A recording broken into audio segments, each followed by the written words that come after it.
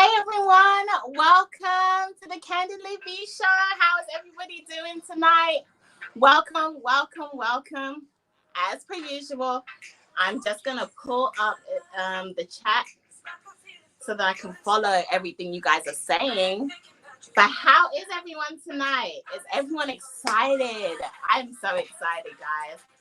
Everyone's been trying to freak me out all day and trying to be like, oh, I don't know how you're gonna handle it, B.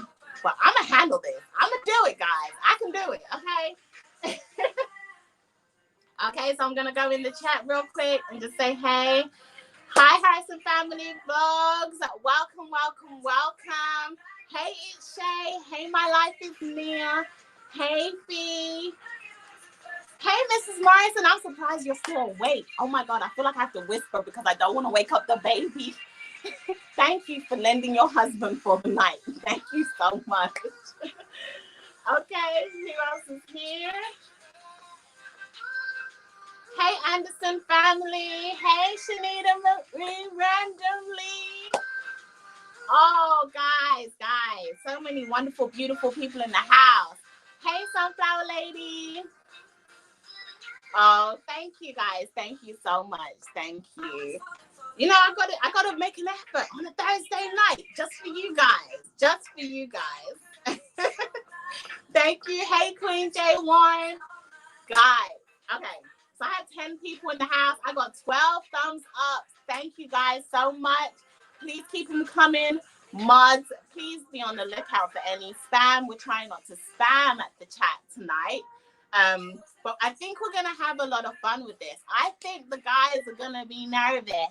Okay, I'm just waiting to see. Okay, guys, if you guys are here, please, can you put a comment in the chat so I know that you are present and you are ready to come up, and then I will drop the link. I just want to make sure all my guests are in the house. Thank you, Queen J Warren. You look gorgeous. Thank you, honey. Thank you. Welcome.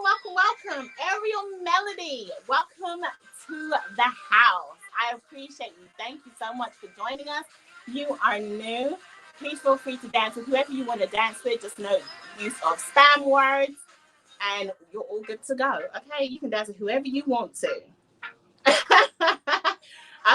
I see one of my guests, Real Talk's in the house. Thank you so much. Mr. Johnny's in the house. He's here and he is ready. Thank you so much, Harrison Family folks, for sharing me out. Thank you, Miss Cara, for sharing me out. I appreciate you guys so much. Okay, so 2 of my men are in the house. I already knew Jiggy Lifestyle was going to be late because he late for everything. He is always late, y'all. It's a shame. They said, Real Talk, Mr. Johnny is here. Okay, so let me bring them up. But before, well, I'll wait. We still got 11 people in the house, so let me bring them up. Fine.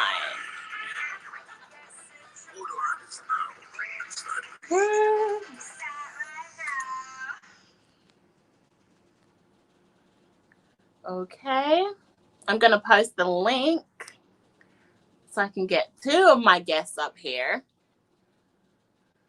This may sound kind of weird, but... Thank you, My Life is Mia, for sharing out my video. Guys, if you can share me out, please share me out. Let's get more and more people in the chat so we can get more of the conversation going, so we can get started. Oh. Thank you, Mr. Johnny, for sharing this out. Thank you, guys. Thank you. I appreciate you. Okay, if my co-host would like to click on the link, please feel free to click on the link. Okay, guys, so I'm using free music, guys, because, you know, YouTube will take me down if I don't. So that's what I'm doing. Woo. Okay, so announcements. Thank you, Fee, for sharing me out. I appreciate you, sis. Thank you, Shanita, for sharing me out. I appreciate you also, sis. Thank you so much. Guys, okay, so last week, originally I had picked Modest for the playlist, and she told me to hand it over to somebody else. So I did, and that person is intrigued by Meek. She's not in the house yet. I know she will be joining us later. So she won for this week, and I have ran her playlist. Okay. So what I do for anybody that is new in the house, I pick a person every week, and I will run their playlist. We're trying to get watch hours. We're trying to help each other out, and this is my way of saying thank you for supporting me each week and for staying loyal to the live. And I just want to say thank you. So I'm trying to help you guys out and get us watch hours. So that's what I do. Guys, so like I said last week, Content Appreciation Day is this Sunday. And Showcase will be Zodiac Twins, Kicking It with Net, Intrigued by Meek, and who else am I missing? Who else's playlist have I ran? Somebody else. I'll think about it because I'll make these announcements again. But I just wanted to let you guys know that I have selected those people to do and to showcase Content Creators Week, which is this Sunday, and it's going to be at 6 p.m., guys. So come and meet some amazing creators.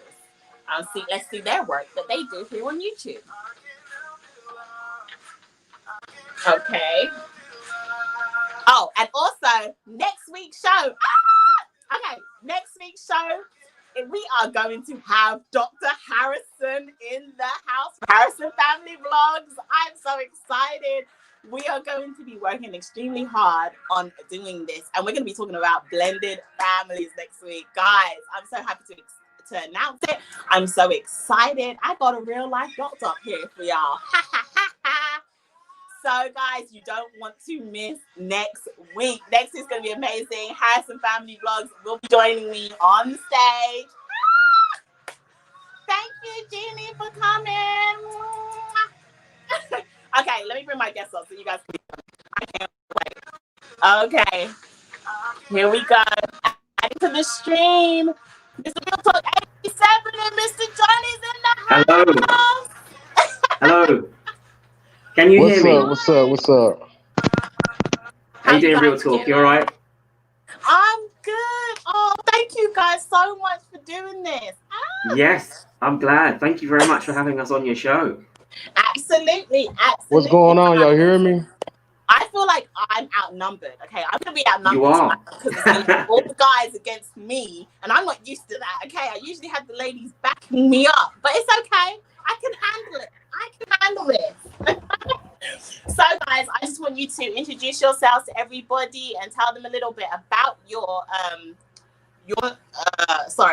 about your channels, so that everyone can get to know you guys before we delve into how your minds think. So, who wants to go first? You go first. I'll let you go first. You're first. You're up. All right, what's up? Y'all hear me good? Y'all hear me? Yes, we can hear you. All right. Hey, what's up, everybody? It's Real Talk 87. Basically, my channel's about being real. I just spit my opinions. Hey, I just keep everybody up to date on social issues, and I just give it to y'all raw, man. I mean, I got a filthy mouth on my channel, so I'm gonna try to keep it clean in here. But you know, that's all my channel's based around. It's based on just real topics, real authentic topics, and that's it. That's all I do. And I got a real authentic fan base and supporters. So I mean, hey, if y'all ever want to catch me, hey, just come to my lives, man, and I'll welcome y'all with open arms, no doubt. When do you go live, Real Talk? Tell everybody. I got no real specific days on when I go live, but I try to go live either Mondays or Tuesdays. But I do go live tomorrow because my birthday's tomorrow, by the way. So I'm just doing a live tomorrow. No doubt. Thank you.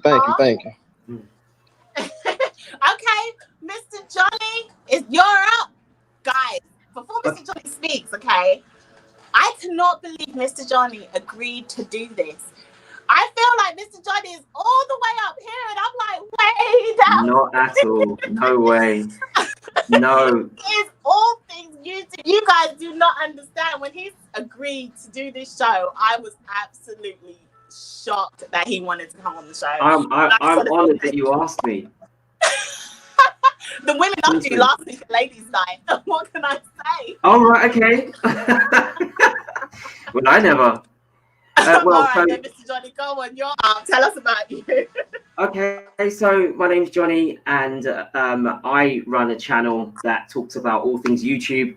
Obviously, I try to help small YouTubers to grow, not just about numbers, but also knowledge. I'm a great believer in trying to really educate us all as a community, because when you're small, you can be quite isolated. In many ways, you might not end up being big because you think you're on your own, or you don't know what support there is out there.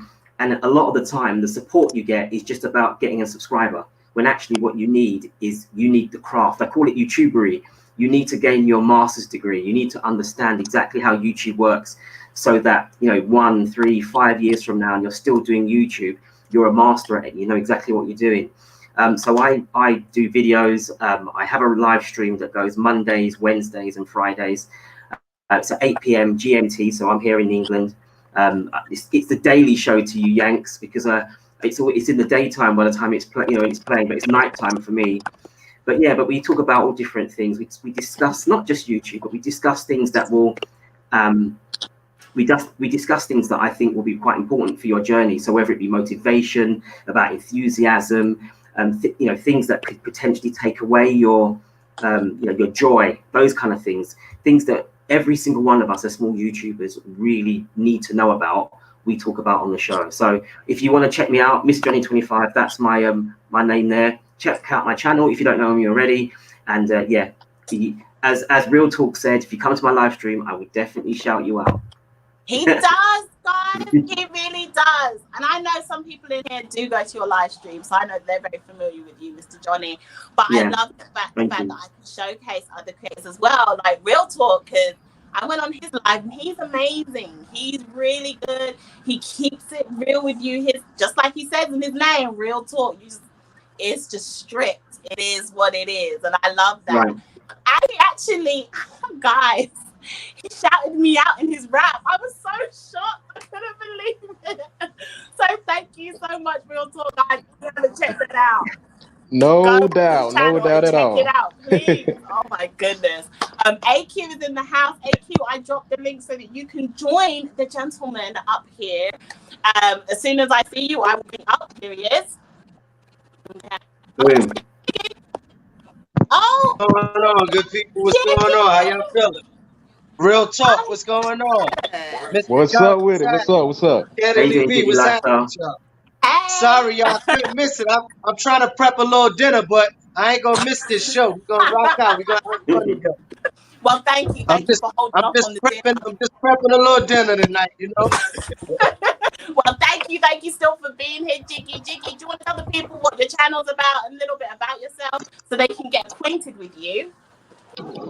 So you said what my channel is about? Yeah, so my channel is about basically motivating, uplifting, just talking about my lifestyle, helping people, just grow in life and it just improve and do good things with your life. And just, I try to motivate. I might go for a little walk in nature, do anything. I just do random stuff. Right, okay, so that's Jiggy. And guys, you already know Jiggy because he's been on my live before. If you remember, randomly, Jiggy was here. He was in the house. So, right. I just want you guys to remember to go check out Jiggy. And I've got a new face. Hey, yo, Q. Hey, yo, Q. What's up, guys? What's up, Welcome. Well, guys, you all look amazing. Thank you so much for joining me. I'm so happy to have every single one of you up here. AQ, quickly, tell us what your channel is about. Tell us a little bit about yourself so everybody can get to know you and they can go and check out the channel. All right. So the channel is AQ. It's pretty much just about everything as life goes. A fun time, workout, health, just everything, just like encompass everything about me, right? So it's just me being me, pretty much. I love it, guys. Honestly, I went to his channel and I connected with AQ. And when I went on his channel and I looked at one of his videos, I was like, oh my God, Like, you kind of remind me of Real Talk. Both of you are real. You get to the nitty gritty, and your personalities just come through on camera. They just shine. So I feel amazed to have all of you guys up here. Honestly, it's amazing.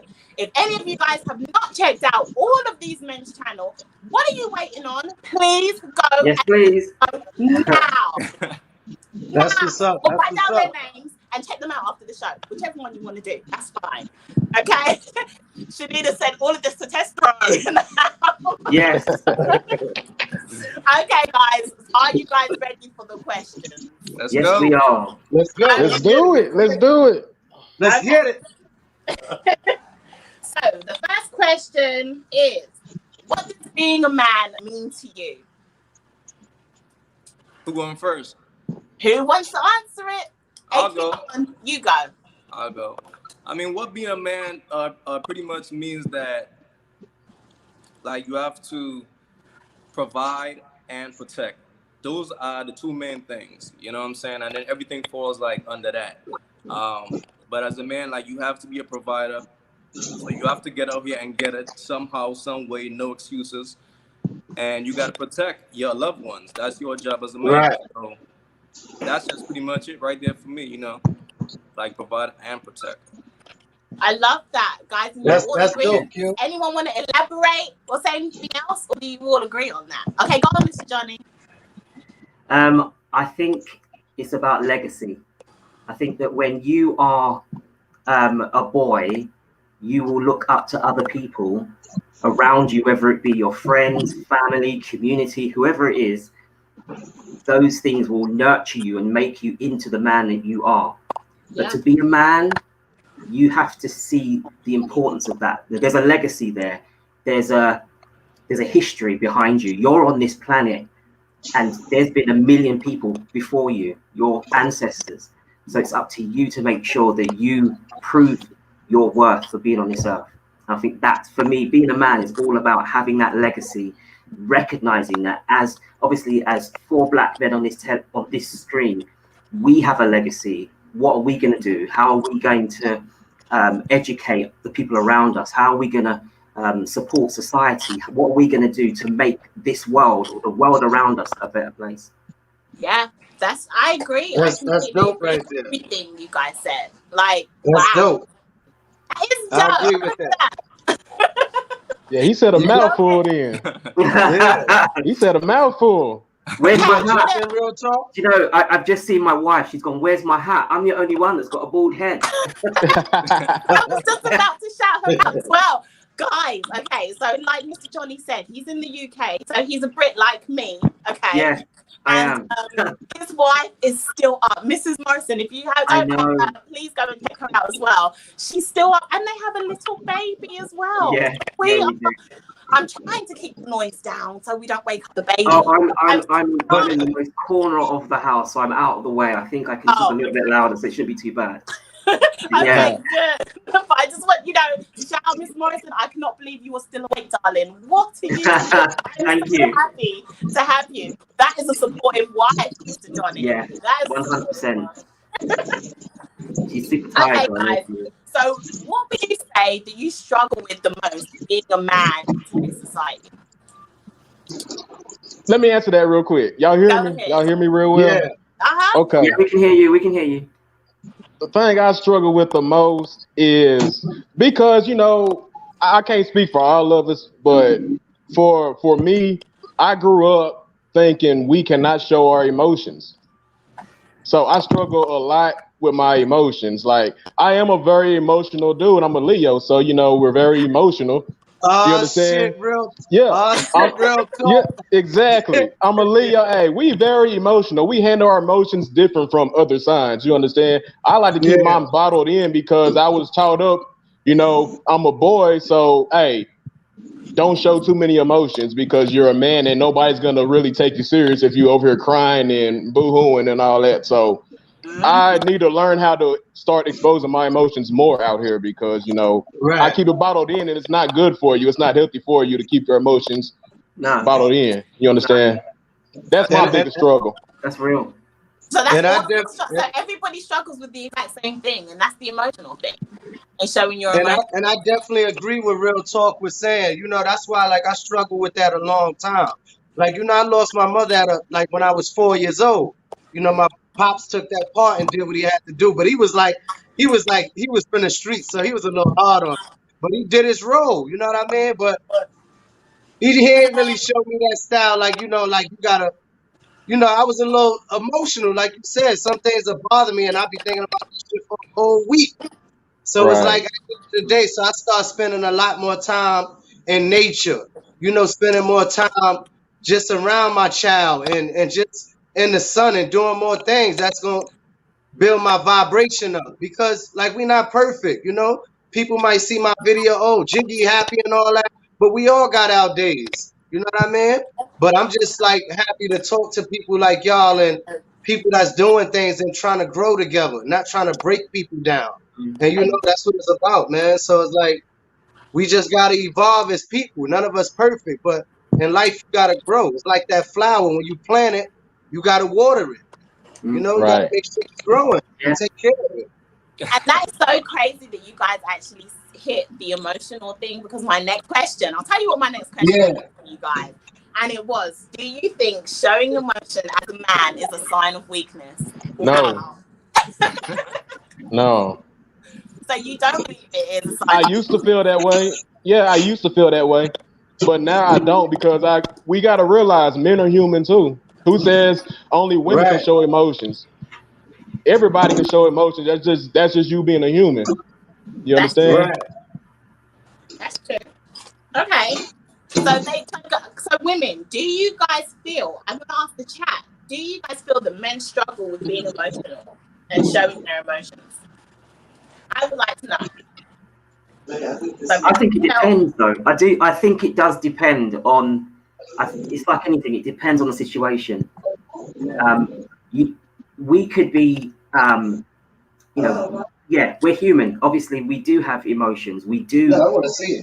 We do have things that will affect us. We all have different stories. I mean, Jiggy Lifestyle just mentioned, a massive big chunk of his life is missing because obviously he lost his mum, and that has made him into. As soon as he said that, it resonated with me as well. I'm also an orphan. I lost my mum when I was 6. I lost my father when I was 12. Yeah. The thing about it is sometimes those sort of things they do affect us, and I think that I remember when I was literally burying my father, I remember saying to myself in my head that would be the last time that I show my weakness, because I was openly weeping that I'd lost my father, and for the next probably 20 odd years I locked it away. Nothing would have been as bad as losing my father. So for me, it was almost like my badge. My badge was I will not show my emotion. And it was, and I'm one of those people that probably would go away and express my emotion, but I wouldn't let you see it in front. I wouldn't let anyone see it because I did see it as a weakness. Because this is the reason why I say that sometimes they say you shouldn't take your kindness for a weakness. Well, sometimes people take your weakness for a weakness. And if you're crying, you may not be weak. You may just be outpouring your feelings. Doesn't mean you're weak. Doesn't mean you can't handle what's going on. Doesn't mean that you need someone to support you. You may just need to open up and let it out. And do you get what I'm saying? So I understand when I hear things about is it a sign of weakness? I don't see it as a sign of weakness. But what I do think, and I don't know if you guys are going to agree with me, because we are men and because we are in positions of responsibility, whether we're parents, whether we're managers, whether we are, work in the community, whatever it is that we do, there's almost a responsibility on us to be strong. And because society doesn't allow men to be weak, we're not allowed to show that part of us. And a lot of the time that's detrimental to us. And so it can be quite difficult. And so obviously I'm probably one of the old school with a stiff upper lip that even if it's hurting me, I'm taking it elsewhere. You ain't seen that. You ain't seen that. Okay, so I have a question, right? And it goes into the relationship section, but we're going to bring it right back to the man section. So I just want to stay in the man section for a little bit. But how many, I just want to know, we know Mr. Johnny's married. How many of the rest of you are in a committed relationship or married? Yeah, I'm sorry. What's that? Okay, so real talk is you're Not not. no more. Okay, Not no I said, more. how many of you guys are in a committed relationship or are married? Okay, so Jiggy, Mr. Johnny. Sorry, ladies, they're taken. Okay, so AQ and real talk, you're both single. Okay, but you guys can probably still relate with this question. So, do you ever get to a place where you're vulnerable with your other half, your significant other? Will you allow yourself to get to that place, be vulnerable, and be emotional in front of them, or is that Been through that. a sign of weakness? I've been through that. I think there is almost like you have a nucleus and you're in the center of it. And if the person that you share your bed with is not also in the center of your nucleus, they're not your partner. They're not your life partner. Because your life partner, you have to implicitly trust that person with your life. You know, and I think that if you can't open up to the person that you share your bed with, there is obviously an issue, but that may not be them. That could be you. And, you know, it's not. I'm not saying I don't trust you. It could well be I don't trust me. I don't know how vulnerable I want to allow myself to be by opening up. And I think that is something that, you know, it took me years. I don't know how old you guys are. I don't know what age you guys are. I don't know. What I'm saying is that it took me years to understand that. I didn't get that straight off. You know, I didn't, you know, I wasn't like a 20-something and going, I know how it's done now. I know who I can and who I can't share with. No. And I made some massive mistakes in my life that I have to accept. But it's, you know, it's like what I always say. If you're walking down the road and you fall over, you don't stay on the ground, do you? You get up, you brush the dust off you and you keep moving forwards. Well, that's the same with your emotional history. You can't allow things that may have hurt you to stop you from doing it with someone else. You know, that girlfriend offended me, so I'm not going to do this with this girlfriend, because each human being is completely different, and every journey you go on will be complete. Every single time you speak to a new human being, they are coming at you from another angle. And I just think, like, you know, anyway, I don't want to overtake the talk. Johnny dropping some gems, boy. Really nice tea said, Mr. Johnny, I love it. What's that? He got a lot to get off his chest. He gonna get it off tonight. No, guys, it's all about you guys tonight. I'm just gonna to let you guys run with it, okay?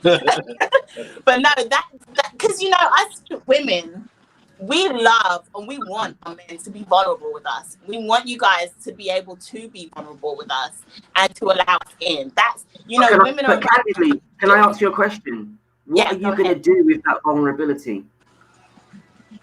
Because you've got to remember, we're going to be, you know what, in that moment, we're your protector. It switches. So in that moment, we're protecting you now. You know, you're opening up and sharing that with us. And now let us protect you for just a short period of time. You know, it's okay to be a man, and that's great for everybody else to see. But when it's one-on-one, it's just us. You know, I want to know that, you know, you feel okay and comfortable enough to open up and be vulnerable, get real vulnerable with me in that moment when it's just us. You know what I'm saying? That's how a lot of women feel. They do. Yeah. But men don't like to show it. You know, they're going to walk off, go into a different room and get their way, or go for a drive and come back later when they calm down, or they let it out and come back in. You know, we don't get to see it as often as we would like. So, I was just wondering why men struggle with that. They see it as a sign of weakness. Some of them. Some men see it as a sign of weakness. And, you know, I'm the man. I have to be all. You know, I've got to be protected. But we're as men, we're raised. If we are raised, you know, in families or whatever, you know, however you're raised, society tells you need to be a leader, and a leader doesn't give away his power. And I think that's the issue with men today. Is we're told from a very, very early age, big boys don't cry.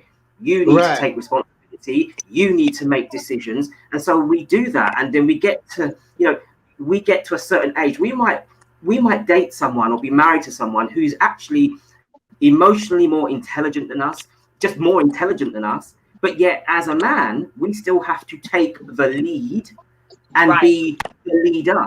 So for me now, I'm just using this as a hypothetical example.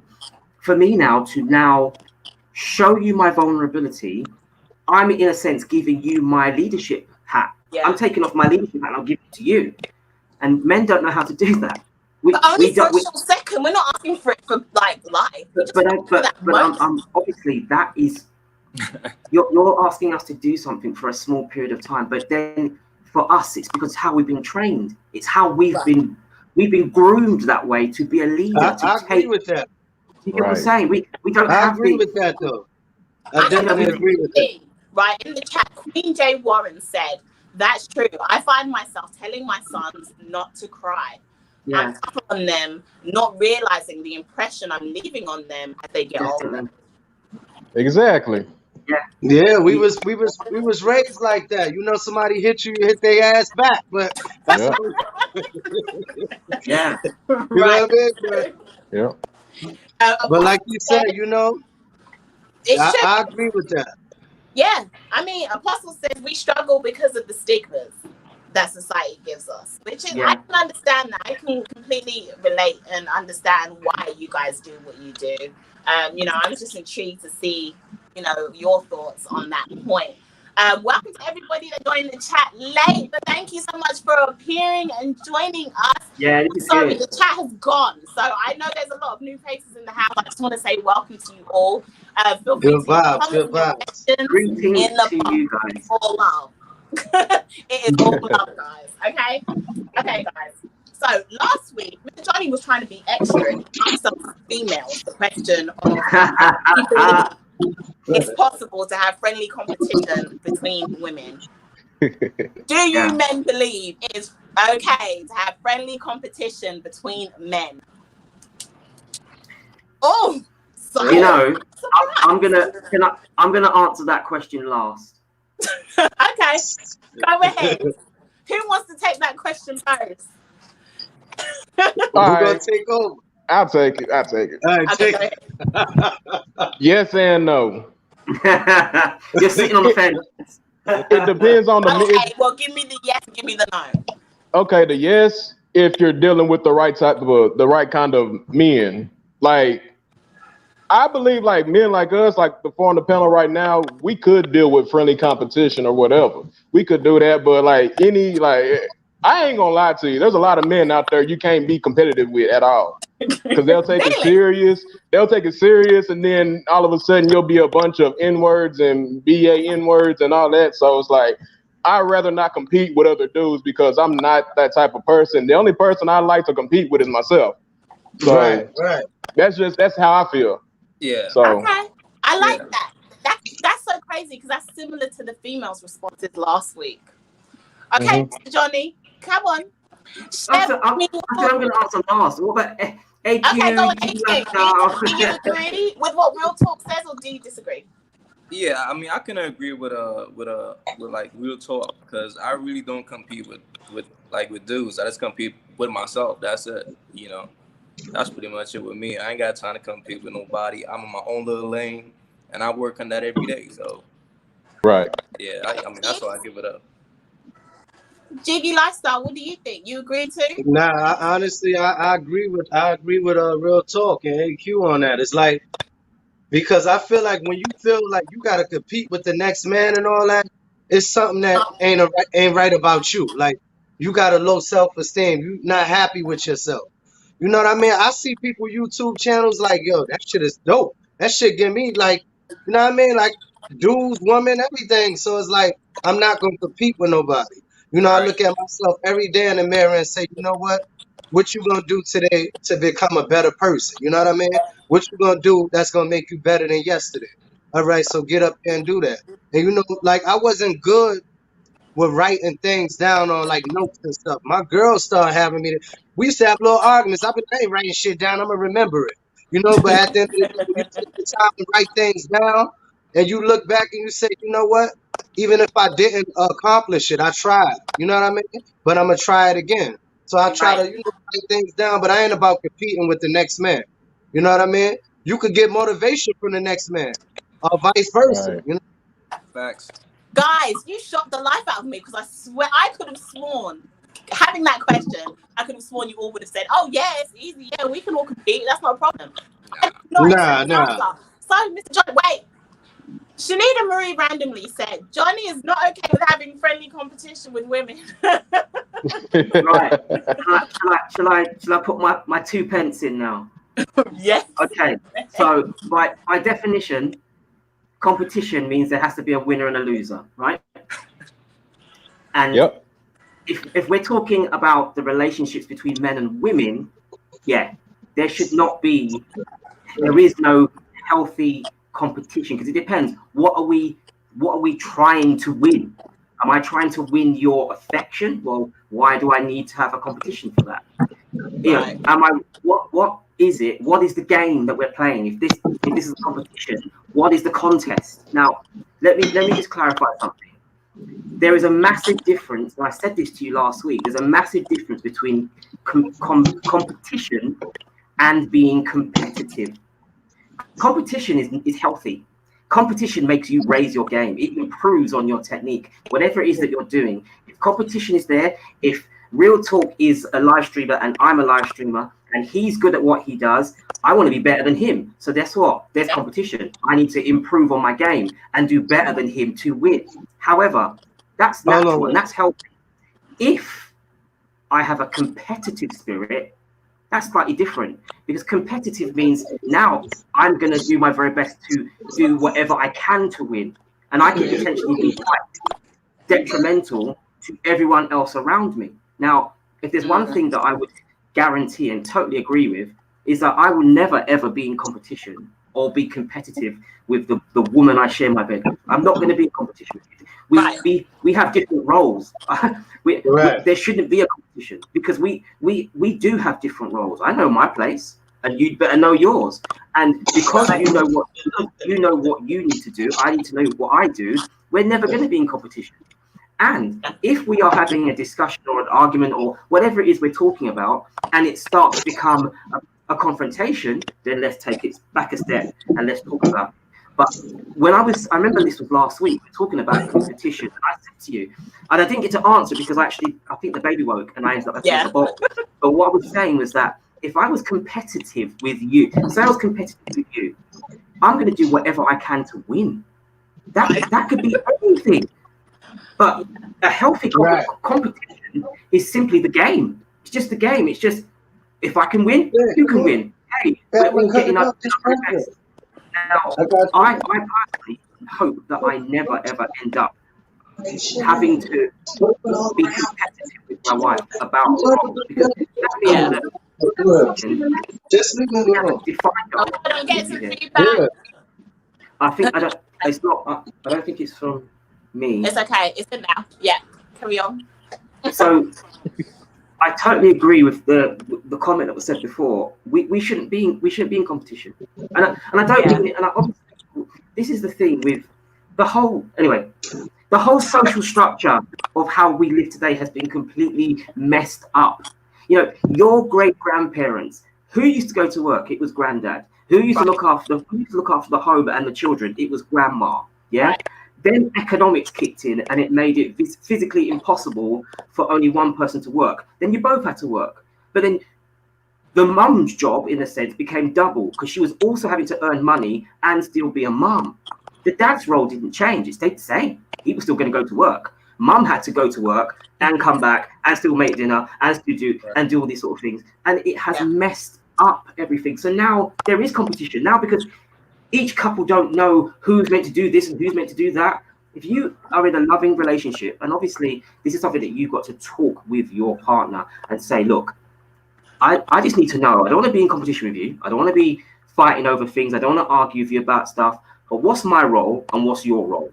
And if we get that written down and we know exactly what our roles are, we're never going to be in competition. We're never going to need to be discussing who does what and who does this. And don't get me wrong, it's not a perfect world. No one is a perfect world. No relationship is perfect. But what I'm saying is if you get to the stage where you are in competition with your partner, take a step back and Right. ask the question, why? What game are we playing? Why do I need to be in competition with you? We're on the same side. Yeah? That's true. So, okay. So what do you guys think? So wait, actually, I'm trying to figure out which question I should ask you first. Let me go with this. Ask all of them. So what do you guys think is the superior sex? Do you think males are superior or females are superior? Is that a, Go on, AQ. You look like you busted to say Sorry, something. did you say superior? I mean, but is that a question? Like, that's Yeah, crazy. That's a real is question. It's a serious question that people want to know.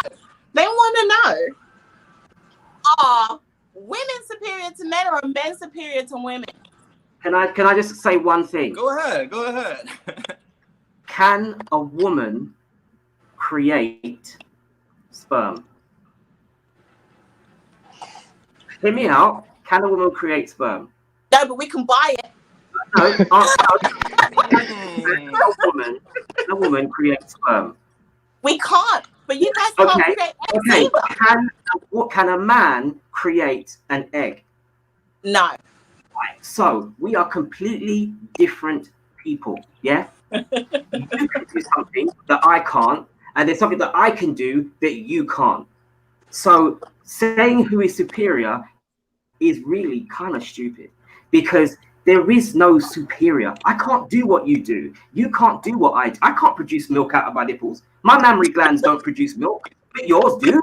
So to say who is superior, that's a kind of a silly question. If you're going to say who's more intelligent, again, that's another silly question, because intelligence is something that's learned. Now, what I'm saying to you is, there is no, we have got our roles even at the biological level, and that's it. There is no superior female, superior male. We both we're sharing this planet. Yeah, the two of us. Wait. Y'all are getting Wait. They kicking you guys off in the comments. So, Mr. Johnny, so you saying that we equal? What I'm saying is that we are. I'm saying that. Go ahead. What I'm saying is that as humans, remember, human beings, species, there are things that a woman can do that I can't, and there's things that a man can do that a woman can't. So saying who is superior is a stupid question. If you were going to say to me, two men, who is superior? Well, that's a different question. We both have the same glands. We both have the same DNA. We both could do the same things. You might be taller than me. I might be able to run faster than you. You might be stronger than me. You might be smarter than me. You might have more hair than me. Who knows? What I'm saying to you is that to compare the sexes and say which one is more superior, to me, is a nonsense, because they do different things. Can I say something? Can I say something real quick? You Can I say Hold something? on. I want to. Go ahead. Real quick, okay? So kicking it with Net said, but we can push out a baby though. Y'all can't do that. So we weren't made to do that. Okay. There isn't a discussion. Mr. Harrison Family Vlog said, why ask the question? Why are we so concerned about superiority? Men and women balance one another out. No one is superior. Thank you. Women can make a baby without a man. Okay. Listen. Listen. Let me tell y'all something. First of all, I'm looking at the comments. Hey, Nia, you can buy me a drink anytime I buy you one right back. That's cool. Now, let me say this. Okay, Can I say this real quick? Yeah, go Hold ahead. on. Men and women were created to do what the other sex could not do. Period. That's all that was. We cannot push out a baby. Y'all can. We are unable to do that. But y'all cannot make a child on your own. How you gonna do it? Okay. You understand what I'm saying? Right, I agree with that. Yeah, men are built. How we're built to work. We are workers. That's what we were made to do. Y'all were made to actually. Wait, hold on a second. Oh shit! What's up? Go ahead. Real talk. They gonna start double teaming us. I know they gonna fry me, but hey, I don't care. What's up? Women have changed the game, y'all. Okay. You know what? You got the grenade and you just threw it in there and went fire in the hole. Hey, let me tell y'all something. Fire. Listen, Mr. Johnny just came for you, V. I was like, I know, he sure did. He came for me, guys. Rachel said, the thing is, oh look, my life is near. So let me on this show now. You was on it last week. I wanted to come on the show last week. The frustration. What I'm saying is that we are different. We are. You know what? There is beauty in difference. And I think the problem that we have in society today is that our roles have completely gone to kaput now. That now we're in competition. Now I'm having to compete. Why am I competing with you? You know, let's just go back. If we go back to basics, and half our trouble will be over. But the problem is, I saw someone say, what about an alpha female? Yeah, but then I think that's like saying, what about a beta male? I'm just saying there is, you know, I'm not saying that by no means I'm an expert. I say it all the time, I'm not an expert. You've asked me a question, I'm trying to answer it the best way I know how. I don't believe that we should have competition. It's out there because people don't understand their roles. They don't understand who they are, and they think rather than trying to work together, they want to try and work against you. There are people that want to take away your legs and do their very best to get above you because that's all they know. When actually, as a community right now, we can all grow together. We can all, as a collective, grow together. What as a male and female right now, what are we doing collectively? That's it. Rachel, you said we're great as individuals, but more powerful as a team. Power couples at this level have their own talents. That's if we work together and make a very powerful one. So she agrees. Right. Like you said, we got to work together collectively because we got to change the narrative. Like the things we think is right might be wrong. The things we might be wrong might be right. So we got to change that. We can't be competing without significant other and you land in a bed with this person, and you got to change things, man. So it's all about reprogramming your brain and knowing the person you are. You understand? That's what it's about. Well, Queen J. Warren said, everyone wants to be dominant. My marriage has lasted 12 years because I'm the submissive one and I allow my husband to lead.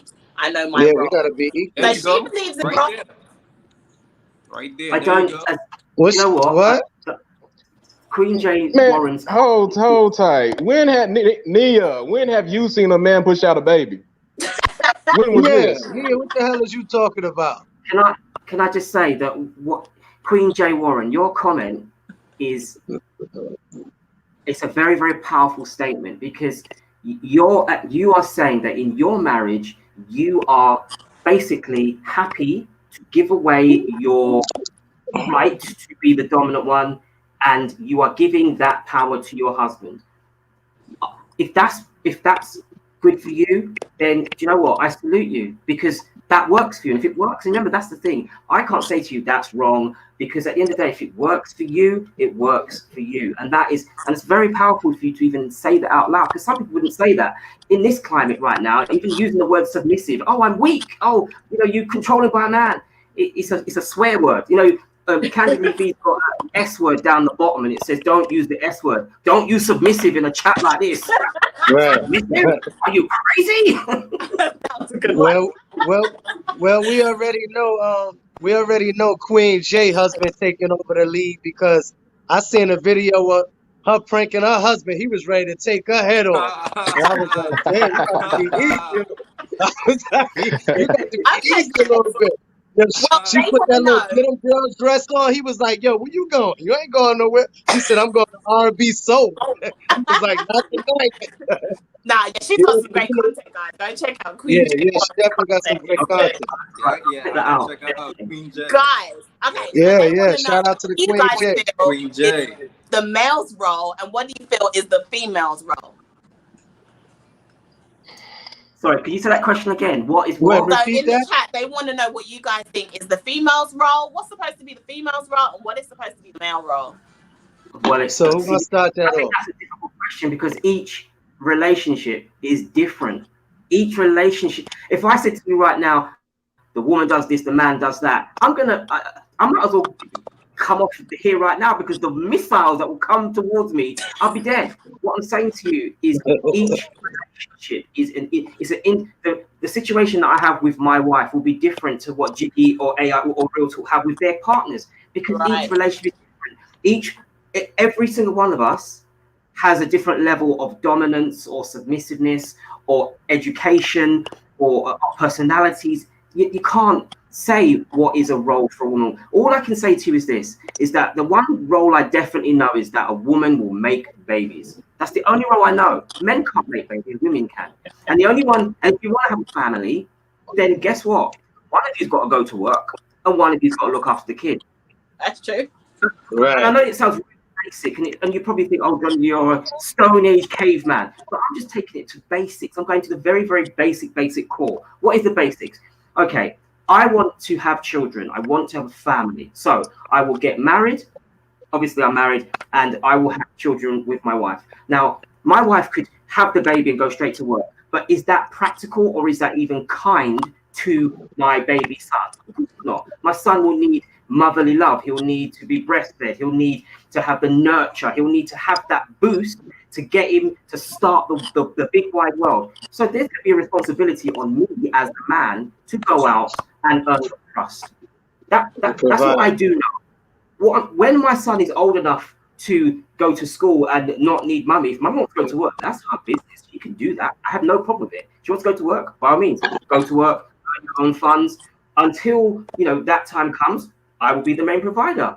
I don't see an issue with it. But obviously, each relationship is different. And so, there will be a relationship where the husband might be disabled and can't work. Guess what? Mum's got to go to work.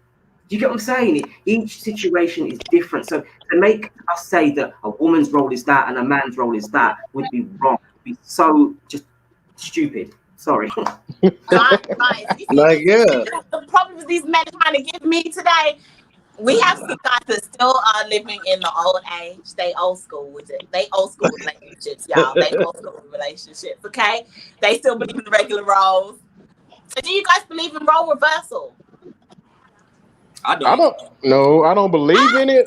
I don't believe in it, but I just feel like no matter what your role is, for different households going to run their house different ways. So I feel like whatever way you feel is good for you, it works for you. I'm not going to say you're right or wrong. You understand? Okay. Right. So, yeah. I agree with that. I agree with that. All of y'all are kind of unanimous, and you guys don't really believe in. I mean, you're saying whatever works in your household. No. I think what I was trying to say is that each relationship, you can't generalize every single person's relationship under one umbrella. Every single relationship is different. Now, if for any reason, so I'm an able-bodied man right now. I'm a working man.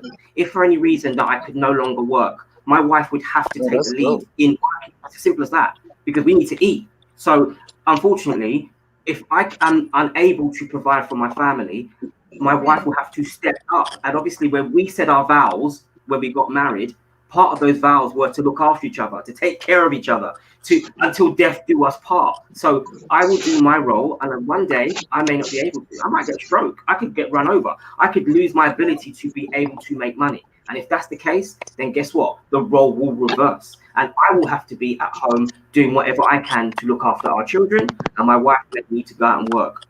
That I don't know. I don't understand if there's any, me having it's all based on the situation that you're in. I personally wouldn't want to be in that situation because I haven't been raised that way. I've been raised to go out and provide. I've been raised to be a leader. I've been raised to take care of my business. Right.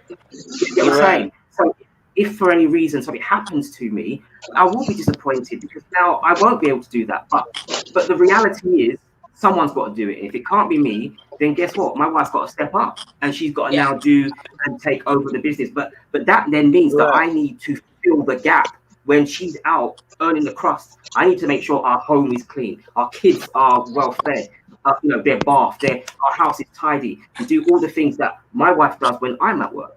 Do you know what I mean? Right. Okay, well, kicking it with that said, okay, he's talking my language. I agree. My husband works and I'm with the kids, especially in times like these. I appreciate him sacrificing to work for the family while she's out. So she agreed. I mean, you got the ladies agreeing with you. I saw no agrees with you as well, guys. So, Yeah, Johnny got the ladies agreeing with me.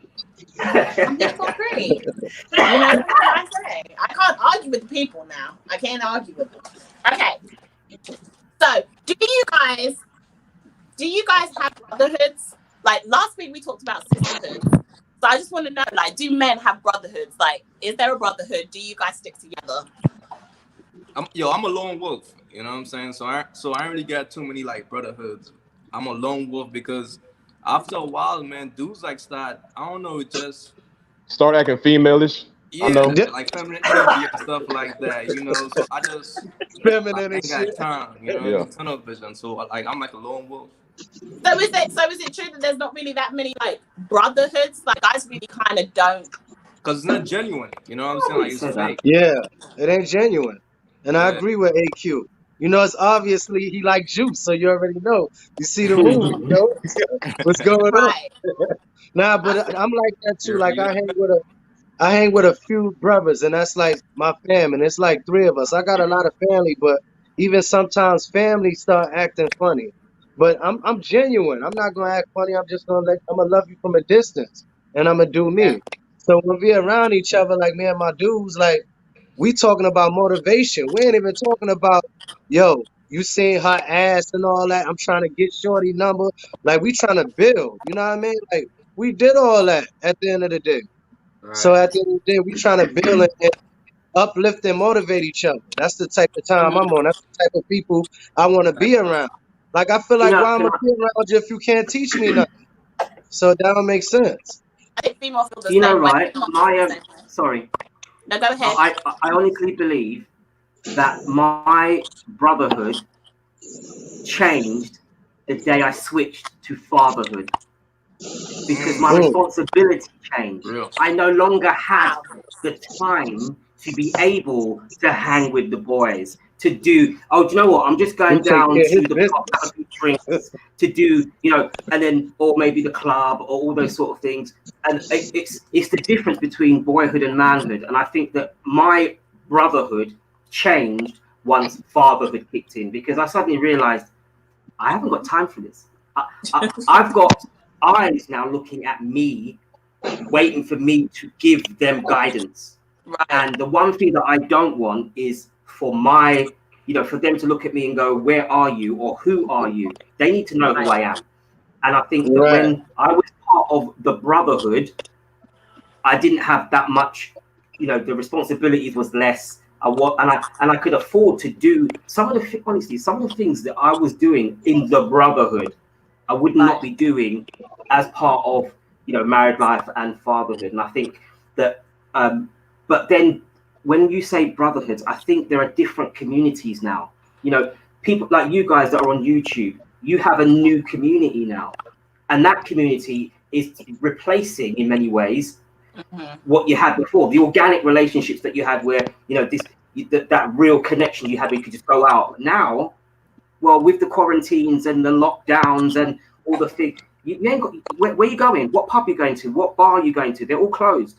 So the connections you are going to have right now are all electronic. And I think that has done probably more to the brotherhood. I've made amazing friends. I've made some amazing connections on YouTube, amazingly enough. It's crazy. People that none of these guys on this screen I would ever have spoken to in the real world. Do you know what I'm saying? None of these, I would probably be right past you. I'd be like, yeah, right, yeah. I wouldn't know I think anything the about same you. for females as well, to be honest. Like YouTube just brings all different people from all different walks of life Yeah. together. It's crazy, right? You got something in common. No, Mr. Harrison said that he completely agrees that, you know, as soon as he became a father, his brotherhood changed as well. And I think I think that happens with women as well. I think once they start becoming mothers, you know, your friends that cannot relate because they don't have kids kind of change, and the sisterhood slightly changes. So I agree. I think there are sisterhoods. So, you know, we have a lot more sisterhoods, but okay, I see where you guys are coming from with that. So let me ask you guys, are you guys, okay, is everybody a father on the screen or no? Yes? Yeah. No? Okay. Don't worry. AQ, I ain't got kids either. I have no kids, okay? So question, but AQ can still answer this as well. How do you feel about raising kings and queens in today's society, the way it is we're all people of color, right? So with police brutality out there, the Black Lives Matter situation, how do you guys feel about raising these little kings and queens in a society that we have today? I'm gonna be real with you. I'm scared. I was about to I'm say really that too. scared. I'm scared. But excuse me if y'all see me laughing up here, I'm not laughing at nobody on the panel. I'm You laughing laughing at at the the chat. comments. I I'm know. laughing at them. They Yeah, crazy as hell. You got some yeah, crazy they sisters. wild. So yeah, my bad. But nah, I really, I'll be scared because I got 3 little girls. I ain't got no boys. I got all girls. Oh And wow. I'm just scared of I'm scared to death of when they become teenagers because they got all this sex trafficking going on. And dudes out here just don't know how to act when it comes to females. So I'm really terrified. Not terrified of what they'll do to them, but what I would do to them if I caught it. You understand? So would you say Like, you're more concerned about raising queens than kings? no, I'm not saying I'm more concerned about raising queens. I'm saying I only got queens. Okay. I don't have no Oh, kings, okay. so I don't know. But when it comes to my little princesses, I'll go to prison behind them. So Right? that's just real Right, talk. right. How do y'all feel? Like, with is there a difference between raising the boys to the girls? Because I've had men say to me that they're actually more concerned about raising a girl than a boy with the way the world is today. They're just more concerned about females than they are guys because they feel like women and girls, younger as they get older, are being sexualized more in media, in everything. So now to see my little girl, growing up into this type of world, not like back in the day when everybody was modest, they didn't really dress the way they're doing now, they ain't showing it all on camera and things like that. A lot more men tend to be concerned about raising the little girls rather than the guys. And do you guys agree with that, or do you guys disagree? Do you think it's the same? I mean, I think it is really, really difficult. I think that now the world that we're living in right now is not just a violent place, it's also a very sexually violent place. And I think because there's just a lot of people that just don't know how to act right. They were never so it's difficult because society has just ruined a lot of relationships, a lot of families, the network, everything that we see around us has just been completely messed up. And so young boys right now don't know how to act. They don't know how to treat a woman with respect. They have grown up not knowing. All they've seen is what they see on YouTube or TV, and the way the media portrays it. It's perfectly fine to just have multiple partners wherever you go. Spread your seed wherever you want to go, mate. Don't worry about it. But if it's a girl, oh no, you're a hoe if you do that. You can't do that. It's sending so many wrong signals. And unfortunately, our youth today, they haven't. I kind of feel sometimes like we've, my generation is. As I said, I don't know what your age groups are, but my generation, we kind of didn't get a chance, and because we didn't get a chance, our kids have grown up with less. There was. I think the term was big mama. There wasn't a big mama for the generation now. Don't have a big mama. Big mama is a Big Mama is 30 years bygone. old. Big mama now is 25, and don't know nothing either. When you had Big Mama was in her 60s and had lived a life, has raised plenty of children, has seen hardship, and has done all those things. There is no older structure now to be able to say, don't do it this way. You can do it a better way. And unfortunately, the media is kind of raising our kids. And the media portrays the wrong image. It portrays all the things that we knew. If you grew up and you went to church, all the things that you got taught in church, right now, we ain't doing it. None of them things matter anymore. They just get dashed out. They got thrown out the window. And now everything goes. And as a result of that, we are now looking at a generation who are lost. They don't know what to do. They don't, and I feel sorry for them. I genuinely do. I feel sorry for them. And as a parent, that's when it becomes even more harsh, because you then feel like you have to be doubly strict on your girls rather than on your boys, because you almost feel like, well, I know what I was like and I was bad. So if I was bad and I wasn't even that bad, what are the generation like now? What if, you know, oh, we're just going out to the park. Oh, are you now? Because when I used to go to the park, you might have got a kiss, you know, on the cheek and run. Now they want to be filming what you're doing and putting it on TikTok and putting it on Snapchat and doing all these things. And then your daughter is now labeled. You know, you do one bad thing and it gets shared out. And the reputation of this poor girl for doing something that she thought was okay with someone she cared about, it's now been sent out to the whole world. And lo and behold, she's now a hoe. And she can't find a way out of that, so she lives that life. Yeah. Sorry, go on. No, go ahead, do your thing. No, but it just frustrates me because as you know, as a father, I can see that trying to be a good father, you have to be there first of all, and you need to lead by example. But my generation is old now. My kids will look at me and go, "Yeah, but you're old now. You don't know what it's like." And I think to myself, "You're right. I don't, because right now, if I go onto YouTube right now, I can find anything. Anything goes." And that's what the children of today are growing up with. And so you almost feel like, you know, as a man, you want to raise your children right. You want to do right. But you don't know what the next person's done. You don't know what has the next person raised their child right. You know, how many times have we seen a boy growing up and he sees, mum being beaten up by her boyfriend or by the husband, and then he ends up becoming a beater. He ends up beating up his partners, and he may grow up doing that and not even realize that he's carrying aggression, and he ends up with your daughter. And like Real Talk said, I don't go to prison. I don't go to prison because then I can't protect my kids at all. But what am I going to do? Just let this man come in and beat up my child that I've raised for 20 years? Really? No, that ain't going to happen. And so I genuinely think that, we are trying our best to raise our kids in the right way. But there are so many mad kids out there, and I don't want them to be anywhere near my kids. I know you don't want them to be anywhere near your kids either. Do you know what I'm saying? True. And I agree with that. I definitely agree with that 1,000%. And it's like, my son is 12 years old and stuff, so I always talk to him about, what's right and wrong. And he's very smart. Like, he know about, the whole social media thing. And my input on it, I feel like it's brainwashing kids. We got to get these kids back to that essence, getting them back in them books and stuff like that. Reading more. You could play your game, but after you read these books.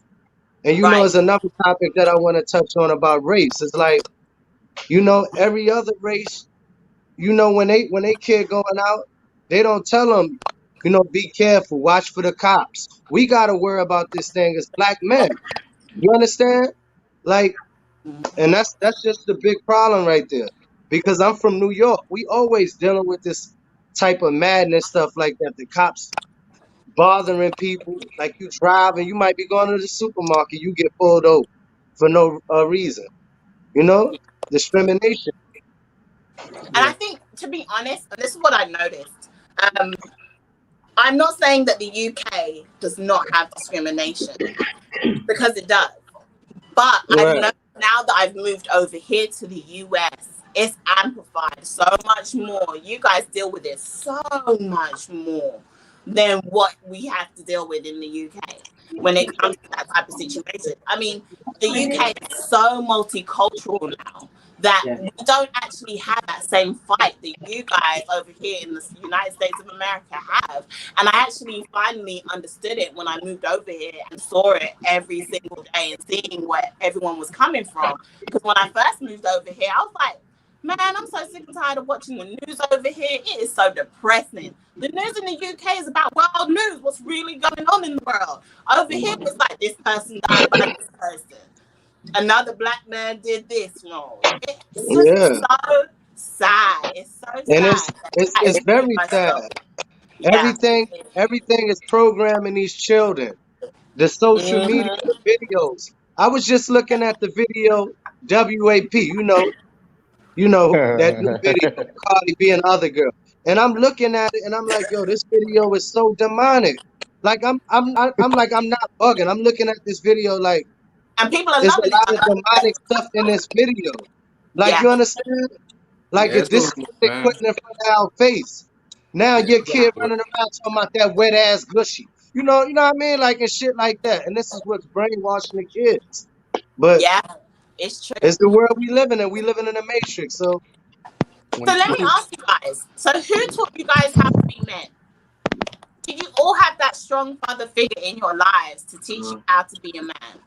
Can I just say I was raised in social care, so I learned how to grow up with my fists because obviously when my mum died, my dad died, there was no one to look after me, so I had to go into the social world and whatnot, and so I had to learn very, very fast, very, very quickly.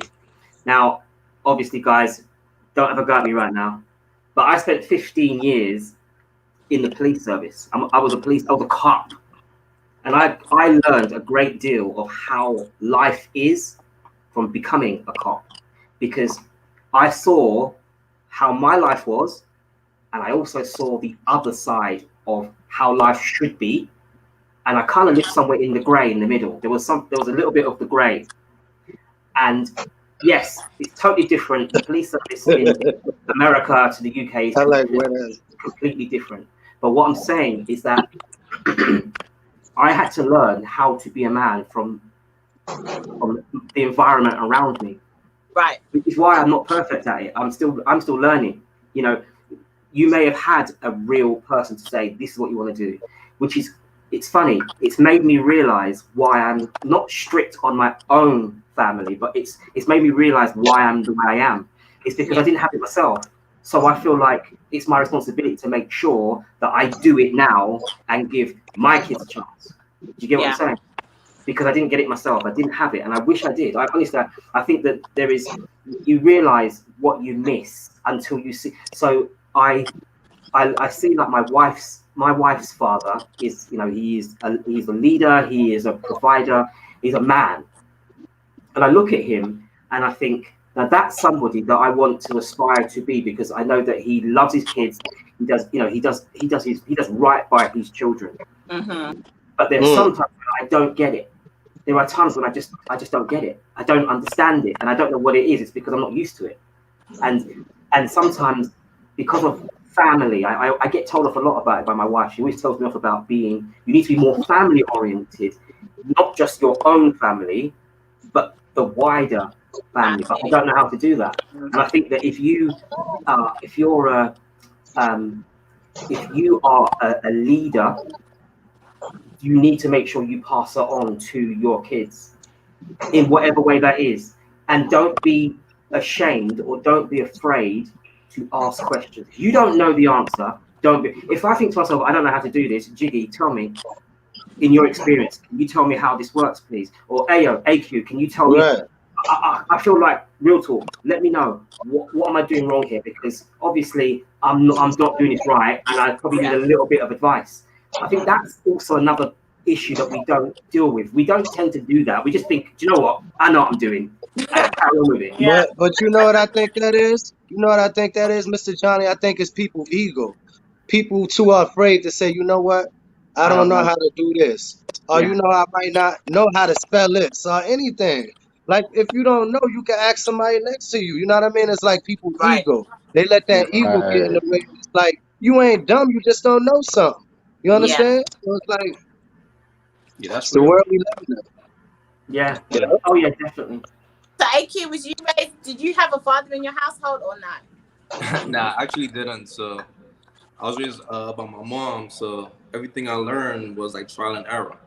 You know, pretty much like becoming a man. Everything like I learned becoming a man was like trial and error. You know, like learning as I go. Okay, let me do this. Okay, this didn't work. Okay, let me try this. So I'm still learning like how to be a manly man. You know, like however you want to say, but I'm still learning every day. So. You a soft soul. Right. Huh? Are you a soft soul? I'm asking for the ladies in the chat. No, but okay. So do you guys believe that a woman can raise a man to be a man? Oh man. What was the question? Do you believe a woman can raise a man to be a man? No. That's I need impossible. another drink. I need another drink. I Hold on. Let me, time. let me It's get another drink, impossible. yo. I agree with you guys, to be honest. I don't believe a woman can raise a man to be a man, just like how I don't believe a man can raise a girl to be a woman. Right. Exactly. We both have different things that we need to teach that sex. You know what I'm saying? So I agree with you guys, but you know there are some people out here of these sex that like, no, I teach them. I teach my son to be a man, or I teach my daughter to be a girl. You know, and I just wanted to see how you guys felt about that. If you guys agreed, or if you didn't agree, or how you guys felt with that. But you all seem to be like, nah, no woman can raise no man. No, She not at all. can't teach you how to be a I man. think what it is that a woman can't see the world through a man's eyes. And so when you are telling a boy how to be a man, you can only tell him through your perception of the world. I mean, as a man, I could have a conversation with my wife and I could ask her something and she might give me a completely random answer that I was not expecting, because she will see something from a completely different perspective than I would. And so I think if I'm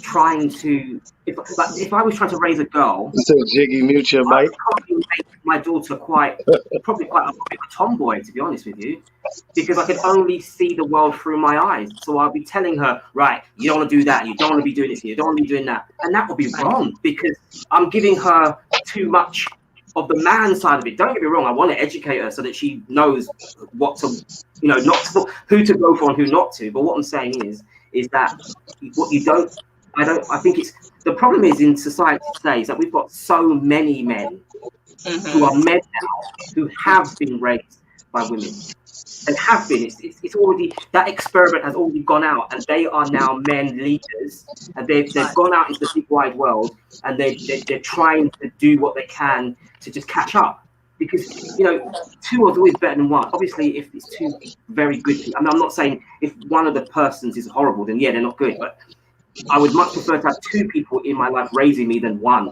I would. I think get both sides of the coin. My children will have their mum and me and see both angles, and it will make them more rounded. It will make them more of a, hopefully more of a rounded individual. Obviously I'm not perfect, but what I'm saying is that if you're going to, sorry, Jiggy, you still had your mic on. Oh, okay. Yeah, you had your mic on. You heard all what you said. Yeah, I'm feeling it now. I'm feeling it now. Don't mind me. I'm feeling this little drink. Drink kicking in now. Rachel said, nah, calling your brother or uncle straight once a week than dinner. Now I'm enjoying this conversation. I'm really enjoying this because everybody's uplifting each other. He's slowly gonna take it up a notch in a minute. We're gonna take it up a notch. Let's go. Let's get it. Right, let's get it. Okay, so next question. They're arguing about chicken wings, Jiggy and his bag. Okay, so the women said, women, we have a rule, right, that you don't date your friend's ex. Do men have the same rule? Yeah, I don't. Yeah, I don't. Oh, you don't? I don't give a shit. Hey, listen. I don't care. Once I'm done with my ex, I'm done with her. She's free game. I don't care who get at her. I don't care. It's not my business. I don't care if it's one of my boys. Listen, let me tell y'all something. If it's one of my boys, that lets you know right there, he ain't my boy anyway. Like, you've been wanting her anyway before while I was with her. So I mean, you can have her, but I'm done with you too. Right. Period. My man. That's how I feel about it. There you go. But I'm not gonna stop him from getting at her. Like, that's your business. Right. But I'm done with you. You feel me? Wow. No, that's real. Wow. That's real. Sorry, guys. Real talk. Don't get me wrong. I think it's great. I think personally, it's been a long time since I was in the dating world. But what I'm saying is, if I'm with someone and then we break up, and my friend gets with that person, sorry, No. There is a bro code. There's a bro code. Because that if you don't get me wrong, if the person sits down, if it's a like if you were like 18 years old and now you're like in your 30s, that's different. Because obviously that's a long period of time. People grow up, we mature. But what I'm saying is if my friend gets with you, then that means that you was eyeing her when I was with her, and there's issues that I have about that. I know you say go there by all means, but for me personally, and obviously this is again personal opinion, I wouldn't go with someone. I wouldn't go with any of my friends as exes. I wouldn't do it. I just would not do it. It would, to me, that is a complete infringement on the bro code. Complete infringement. But you know what? I still think that AQ and Real Talk, although they said it in a different way, I still believe you were saying the same thing, because you're like, I'm done with him too. Like, yeah, you can have her, but I'm gonna be done with your ass too. Yeah, I mean, we said it in different ways, but the thing is, like, I actually do agree with both of them. There is a bro code, but I feel like this. I mean, I'm not gonna do that to none of my homeboys at all. Right. Like, if that's your girl and you broke up with her, hey, she's off limits to me.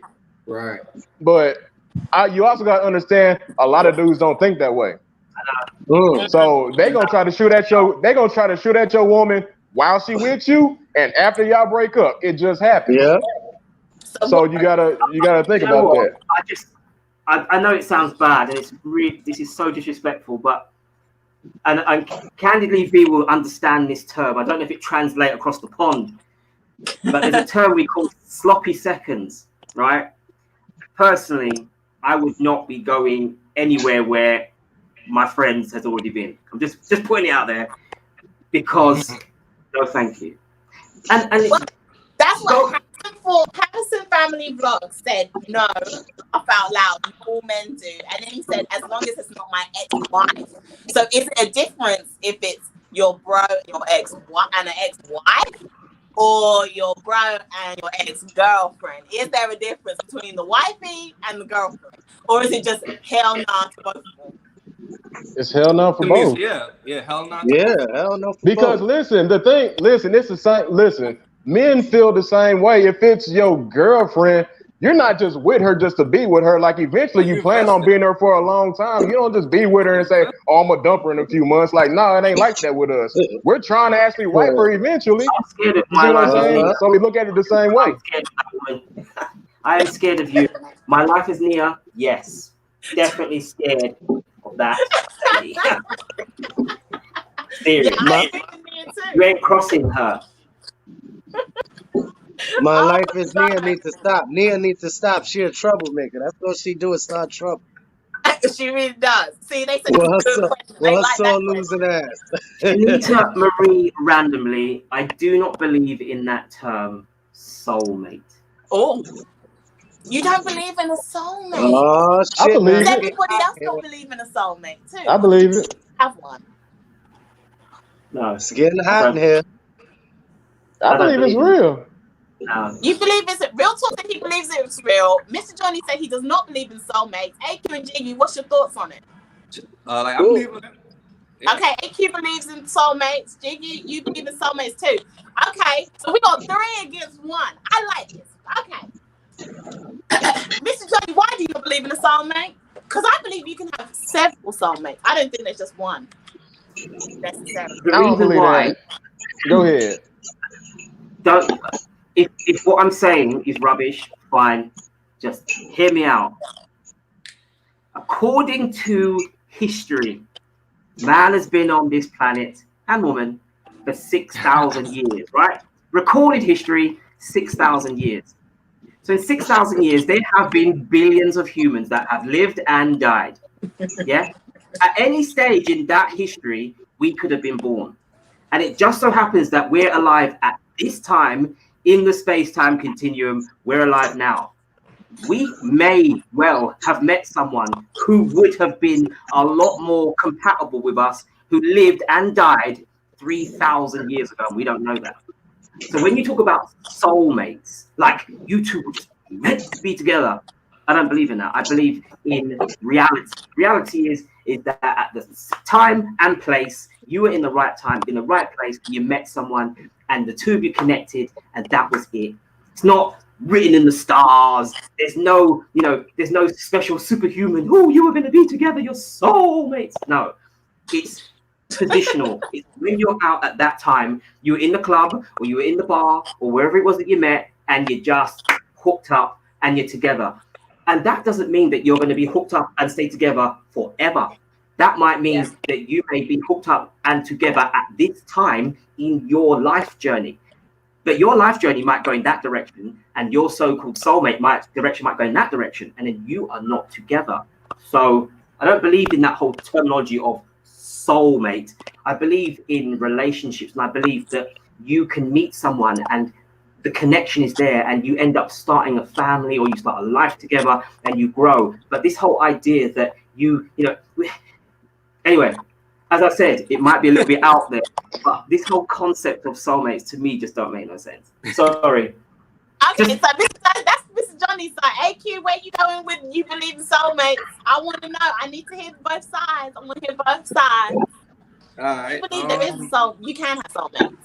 No, Mr. Johnny, I mean, like, you really said a lot, man. So salute, though. But see, my thing. No. He's drinking too. What you drinking No, but it is all natural. Oh shit! Okay. I ain't never seen all natural like that.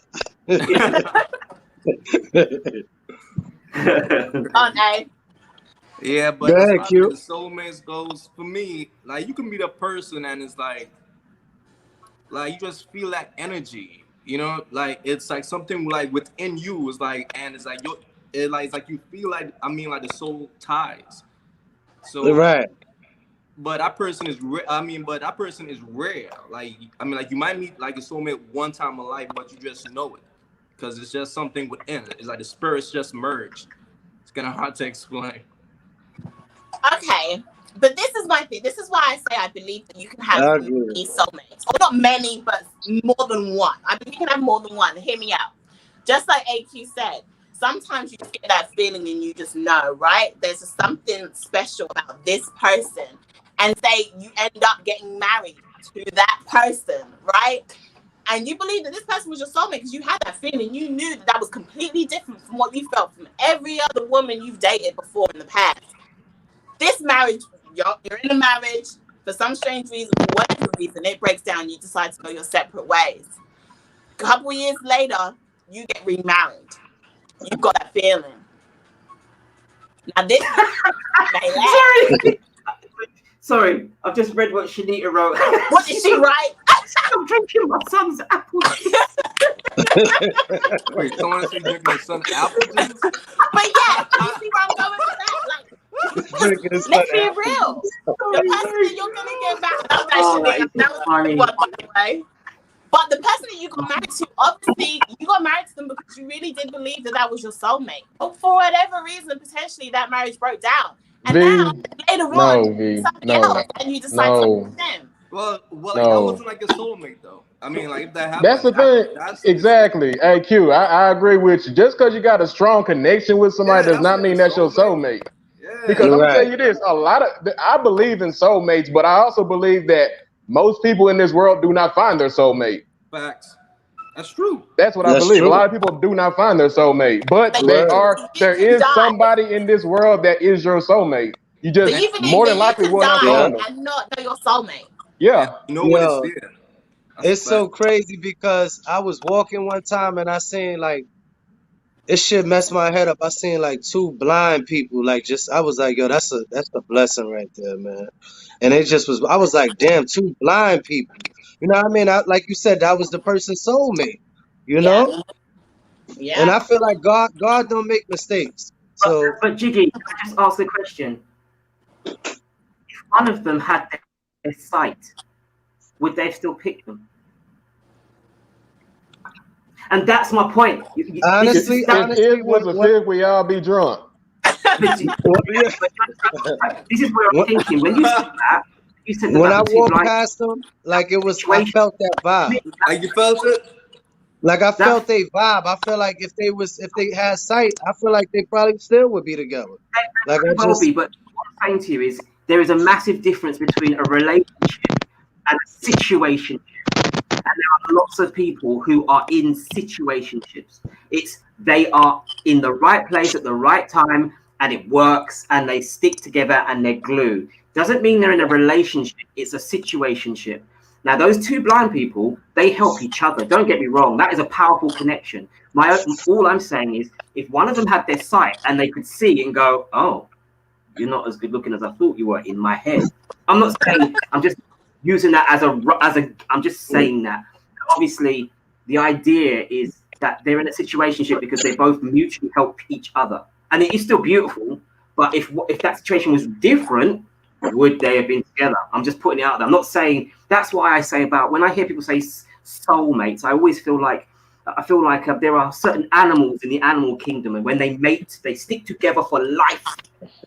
Well, I remember when I was probably in my, I was probably about 5 or 6 years of age, and I remember the very first time I'd heard the word divorce, because before then it didn't happen, it didn't exist.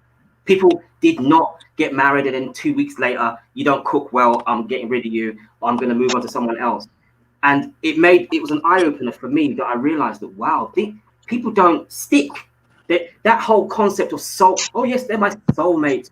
Nah, it's a situationship. You're in together, and if it works, then yeah, it may then turn into a relationship. But right now, it's a situationship. And if it works, well done, keep going, produce babies, and have a wonderful life together. But the chances are that a lot of those relationships that mash up, the ones that you see that only last for a year or 2 years, they were situationships. Yeah. Rachel Aldridge said, soulmate, well, I think the connection is strong because of past lives together, but you meet again in this timeline, and that's why the energy is so strong. And then Best Day, you said, yes, that's true. It's very rare to find your soulmate. We coming with more, because I saw another one. Where is it? I saw Mr. Harrison ask a question. Where is it?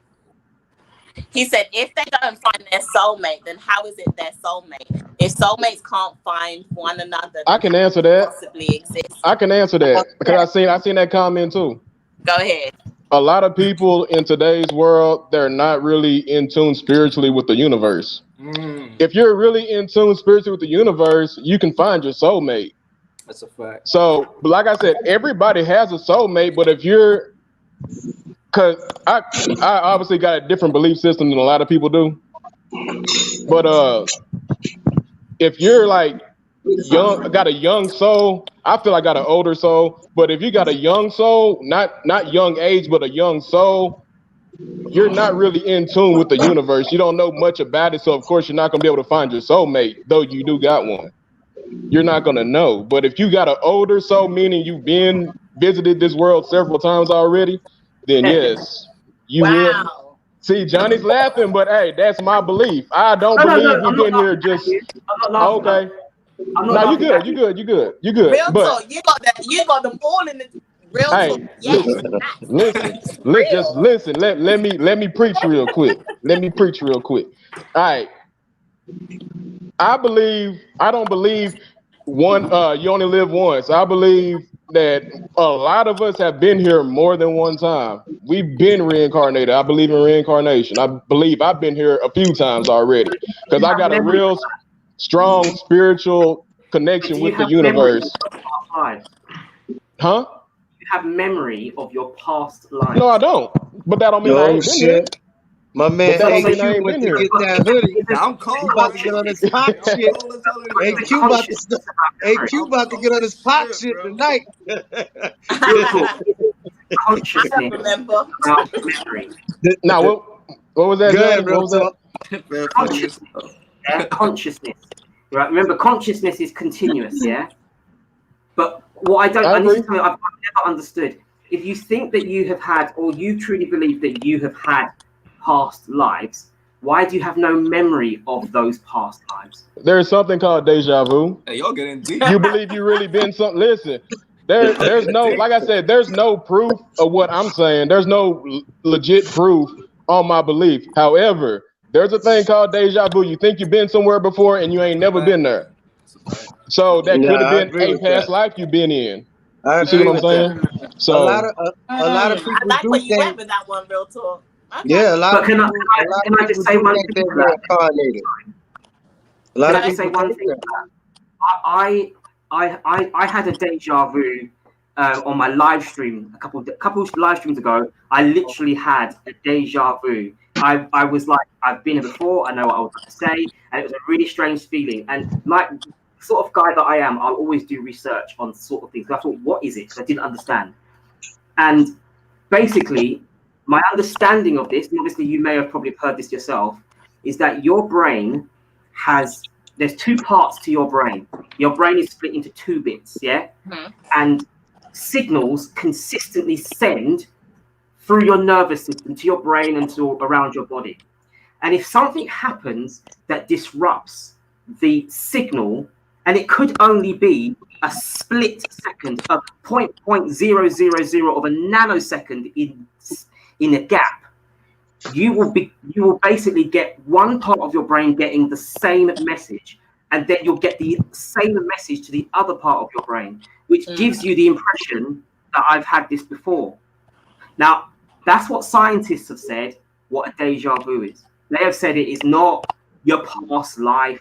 It is simply that your signals to your brain just did not go in sync. It was just a split second, and one bit of your brain got it, and the other brain got it after that. Now, that's what my understanding is of deja vu.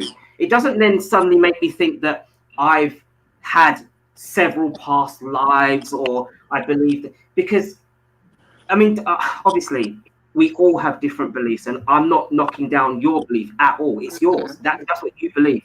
I'm just saying that if you were going to say to me right now that I have had multiple lives, I'd like to at least have a memory of them. I would like to at least have something that I can say, yeah, I did that in that past life, or I did this. But I don't feel like I have, unless I'm a new being through consciousness. Do you understand what I'm saying? I don't having past lives.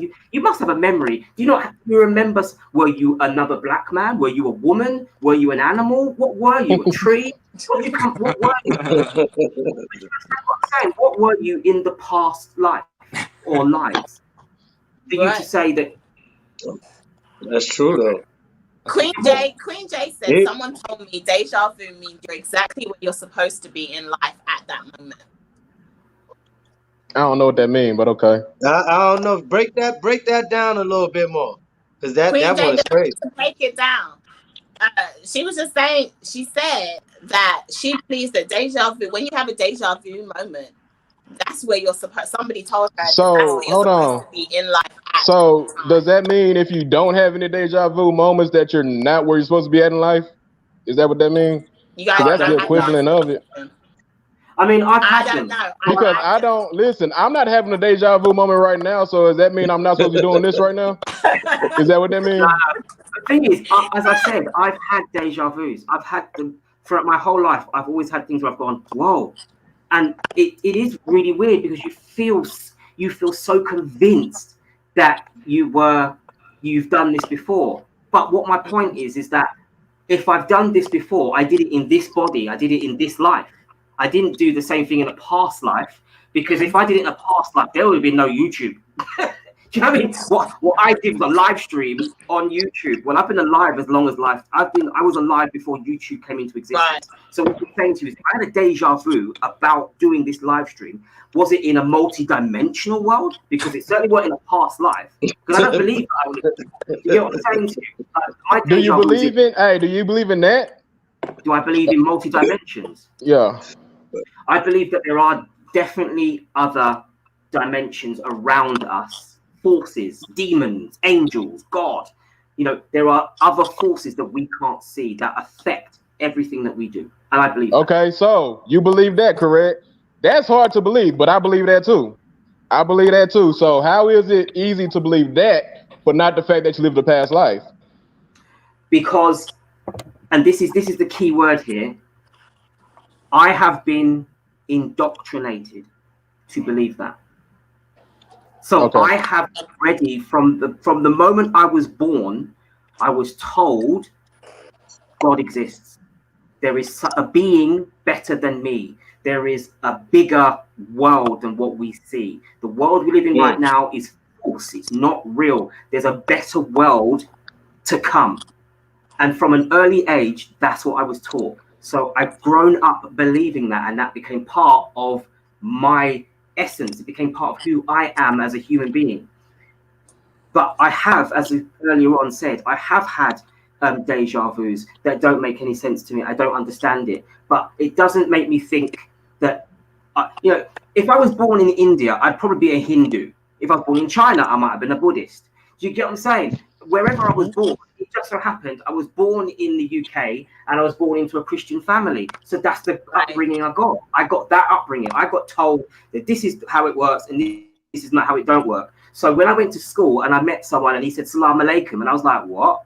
I was like, huh? And I was like, hold on a minute. So you're another religion, like completely different. That's insane. And another person said to me, he was like, Nam Myoho Renge Kyo. Wow. So you chant, you're a Buddhist? Wow. And it blew my mind because I suddenly realized I was surrounded by other people that was and I'm thinking, we're all growing up at the same time. We're all part of, the next generation, and we're all learning different things. It was insane. It was absolutely amazing. And in that way, I'm glad I had that as an upbringing. The problem I have right now is that the youth today don't have that. They don't have that. Go on, Let me ask you something. Can I ask you something real quick? Because I just checked this comment out, and I was going to ask you this anyway, but she already put the comment down. Wait, is it Rachel's? Yes, Rachel. I was going what Rachel said. Yes, okay, let me read it. Okay. Go ahead. Comment was, but we're born as babies and learn everything and die forgetting everything. Dementia, etc. I think remembering will cause us too much trauma, maybe. Yeah, so my question is, Johnny, that's my question. Go ahead. If you think, okay, what if, this is a what if question. What if you had a past life and you don't remember, but it's a blessing that you don't? Because what if you experience so much trauma in your past life and you remember all that in this life? It will cause you too much pain to even continue on with this life. So, well, let me answer that. Go ahead. If we have past existences, I am a great believer that we have to learn from our experiences.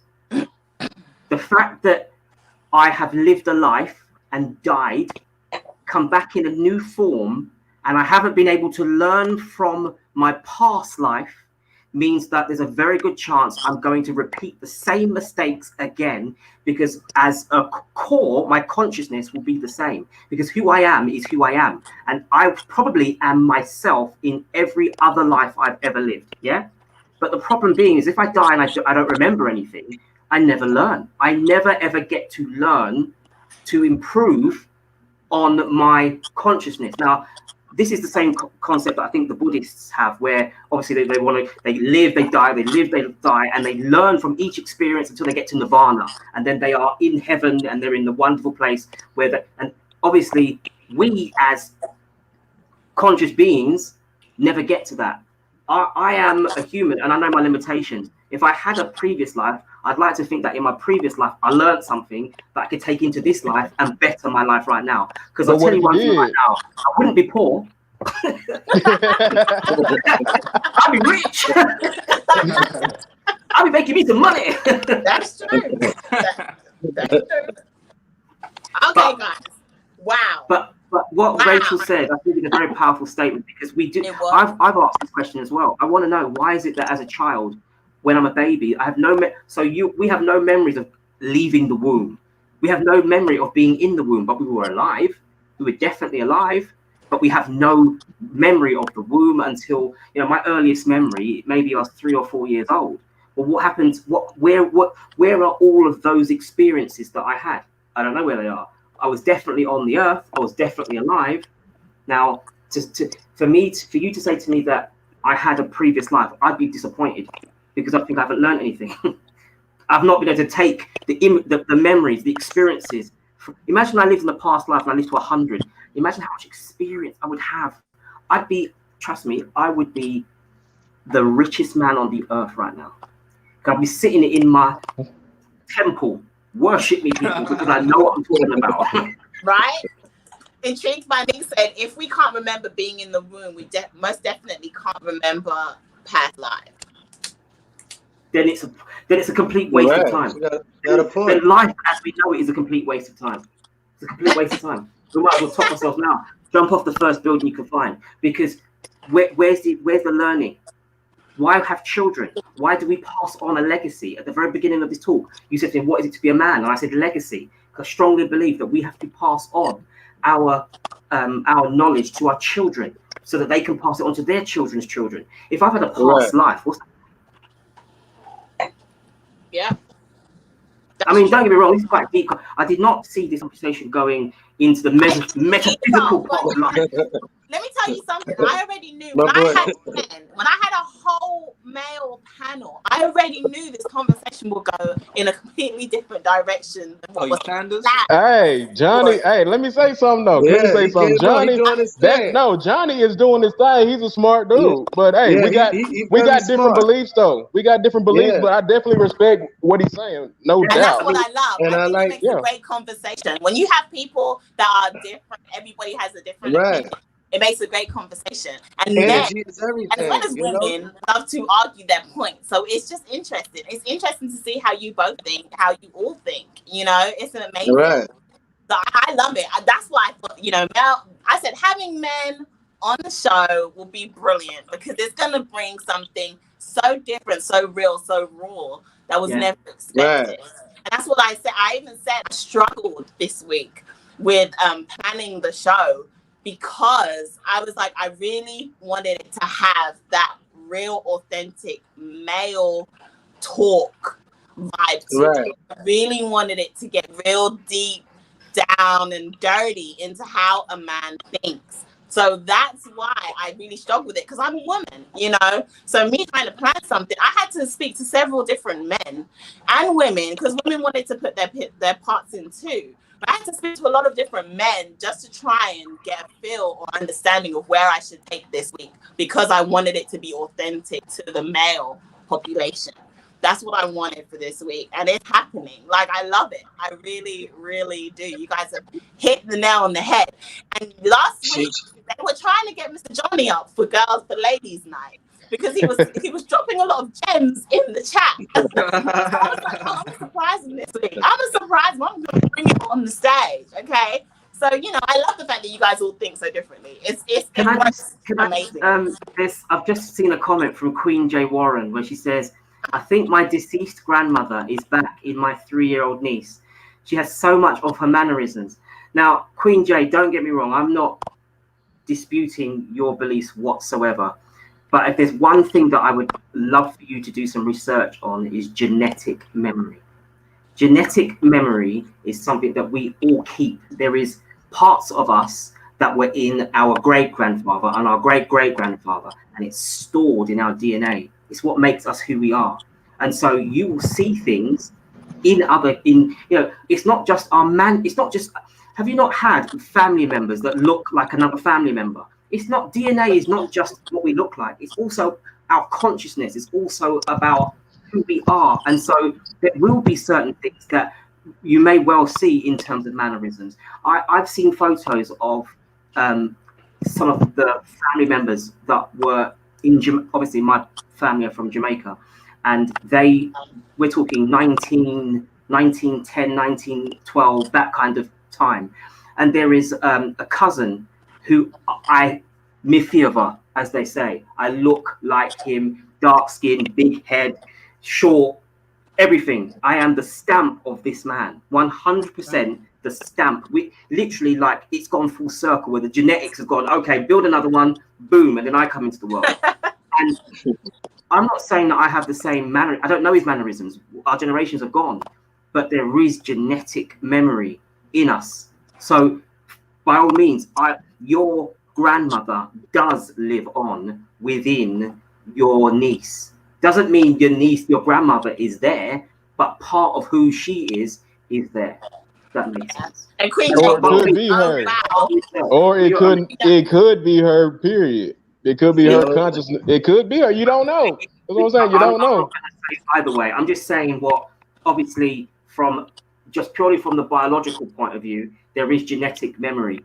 You know, there's so we have no idea some of the things that we're going to find out in 100 years' time. We really are going to find out in 100 years' time. Wow, we do it that way. Why did we do this? Because obviously we grow with time and we get more sensible, we get more knowledgeable, we get more stupid as well, but we get more knowledgeable. And things like genetic memory is something that they need to really put a lot more. And the reason I did this research about genetic memory was because of it was basically to do with what was going on in America with slavery, and the fact that the slave mentality can still be found in us because of genetic memory. We basically have not been able to escape some of the things that have been beaten into us, and we're unable to escape it because it's become part of our psyche. And it's a really powerful thing that it's going to take another 500 years. Obviously, we've already had 500 years of it. It might take another 500 years before it wears its way out of our system completely. But obviously, do your own research. You'll be amazed what you'll find. Just insane. Nia said, this is deep. I'm getting scared. I don't like spirits. Okay, Nia, I'll lighten it up for you. Okay? Yeah, no doppy.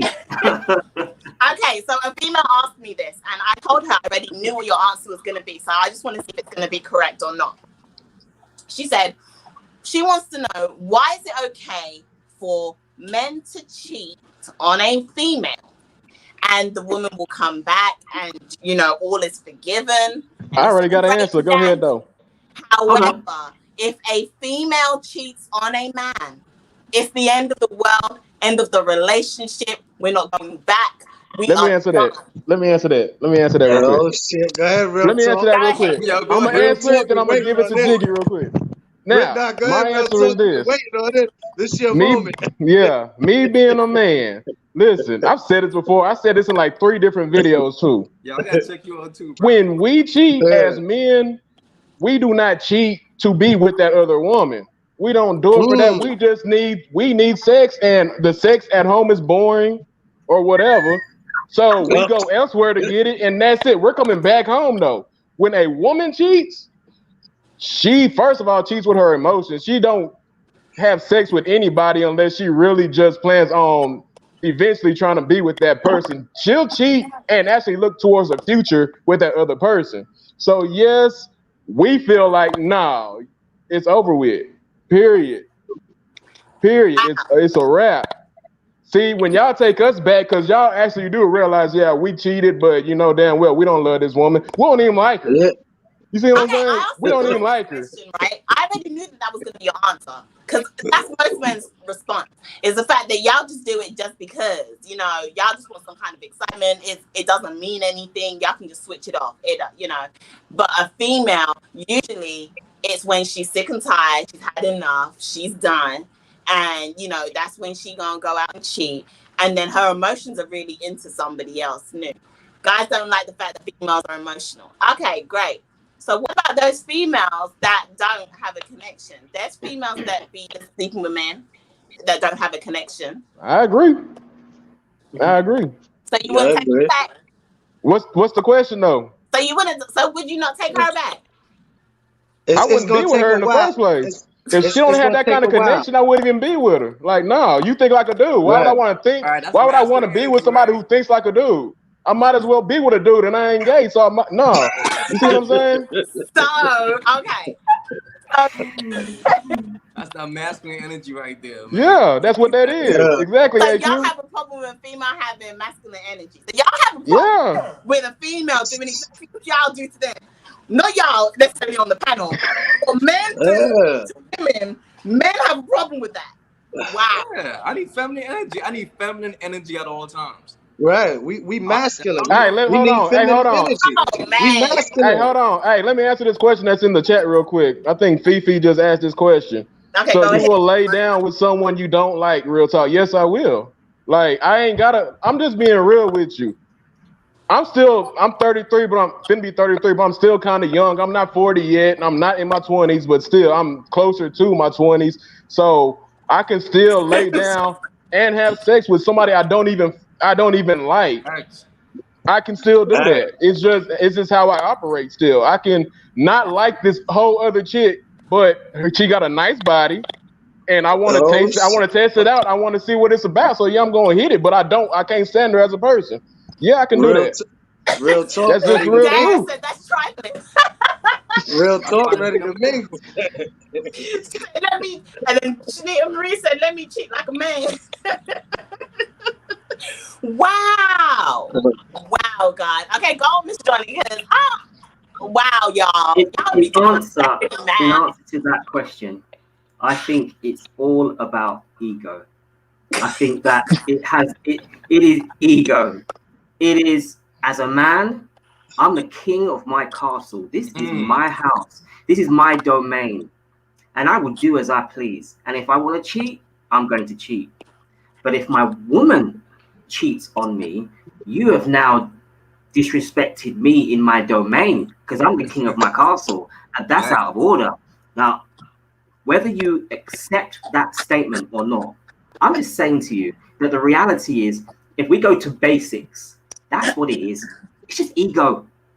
If a woman cheats on a man, the man is going to feel it more. Not more than a woman. He's going to feel it because there are other things at play. I'm a man. I've got people who respect me as a man, and my woman cheats on me with another man. So And she's go allowed open her somebody legs else up. to be her king. She's allowed another man to be in my space. There is so many things that are going on in this man's head when he finds out that his woman has cheated. Yeah, That's Yeah, less of crazy. a man, And right? so, yeah.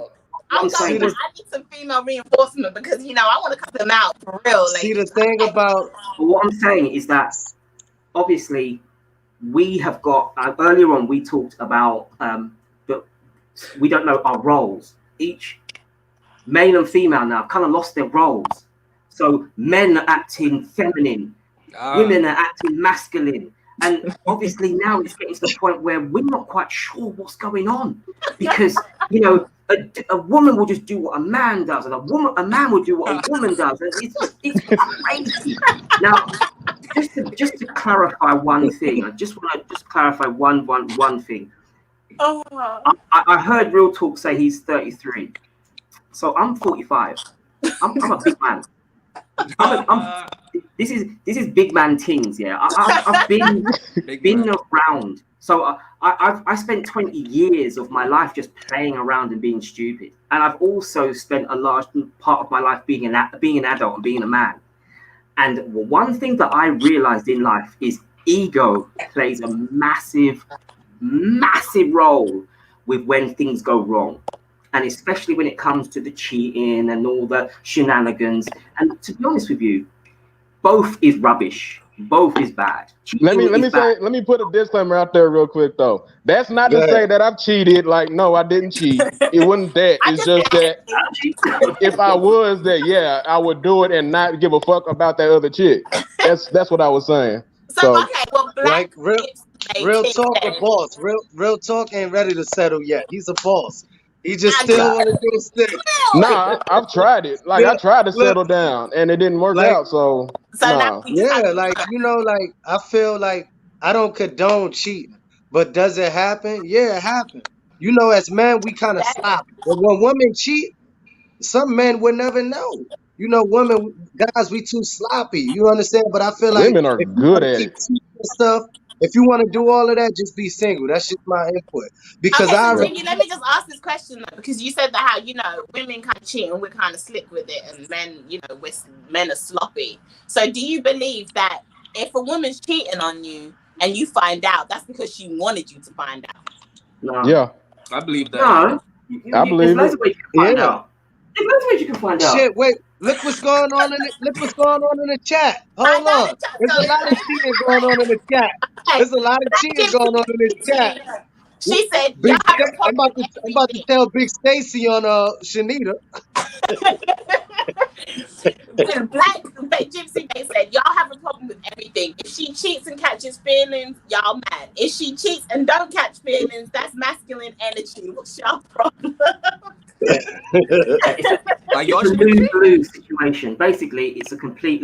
But this is what I'm saying to you. This is when it comes into earlier on, and I know I keep going on about it, but there is a difference between a relationship and a situationship.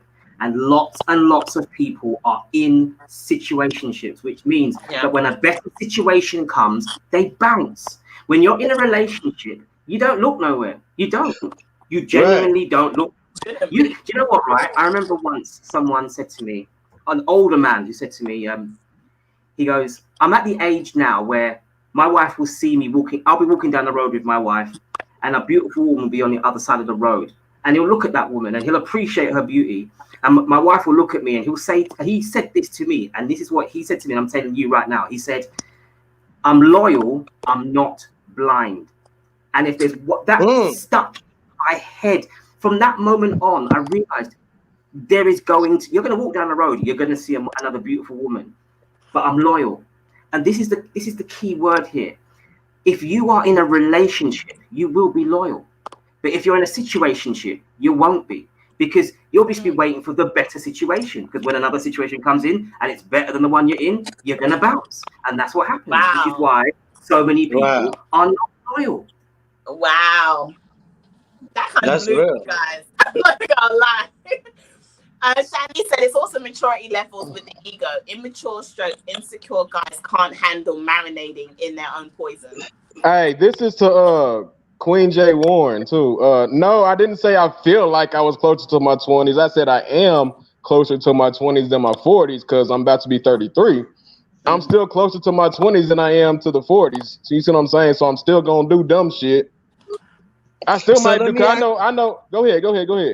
Let me ask you a question, real talk.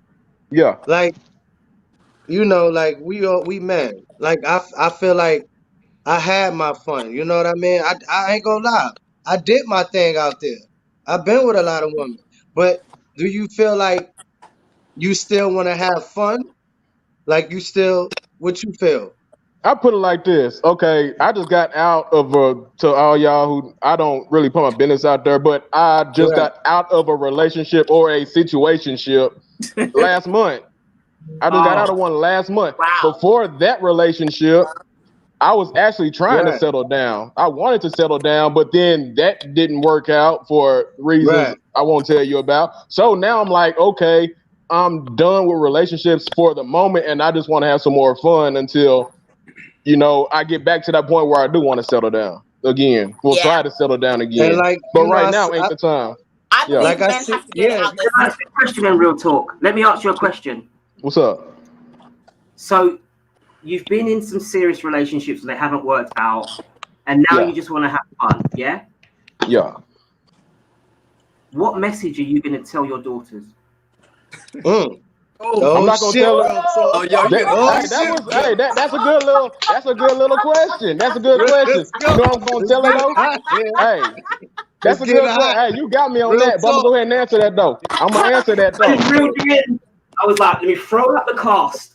I'm gonna answer that though. The first thing I'm gonna do though, Mr. Johnny, hold on, Mr. Johnny. You can't be turning against us, Mr. Johnny. You can't be doing that, bro. No, it's true though. It's true because that's what I'm saying, y'all. But let me answer. Let me answer that question. I'll answer the question because I don't.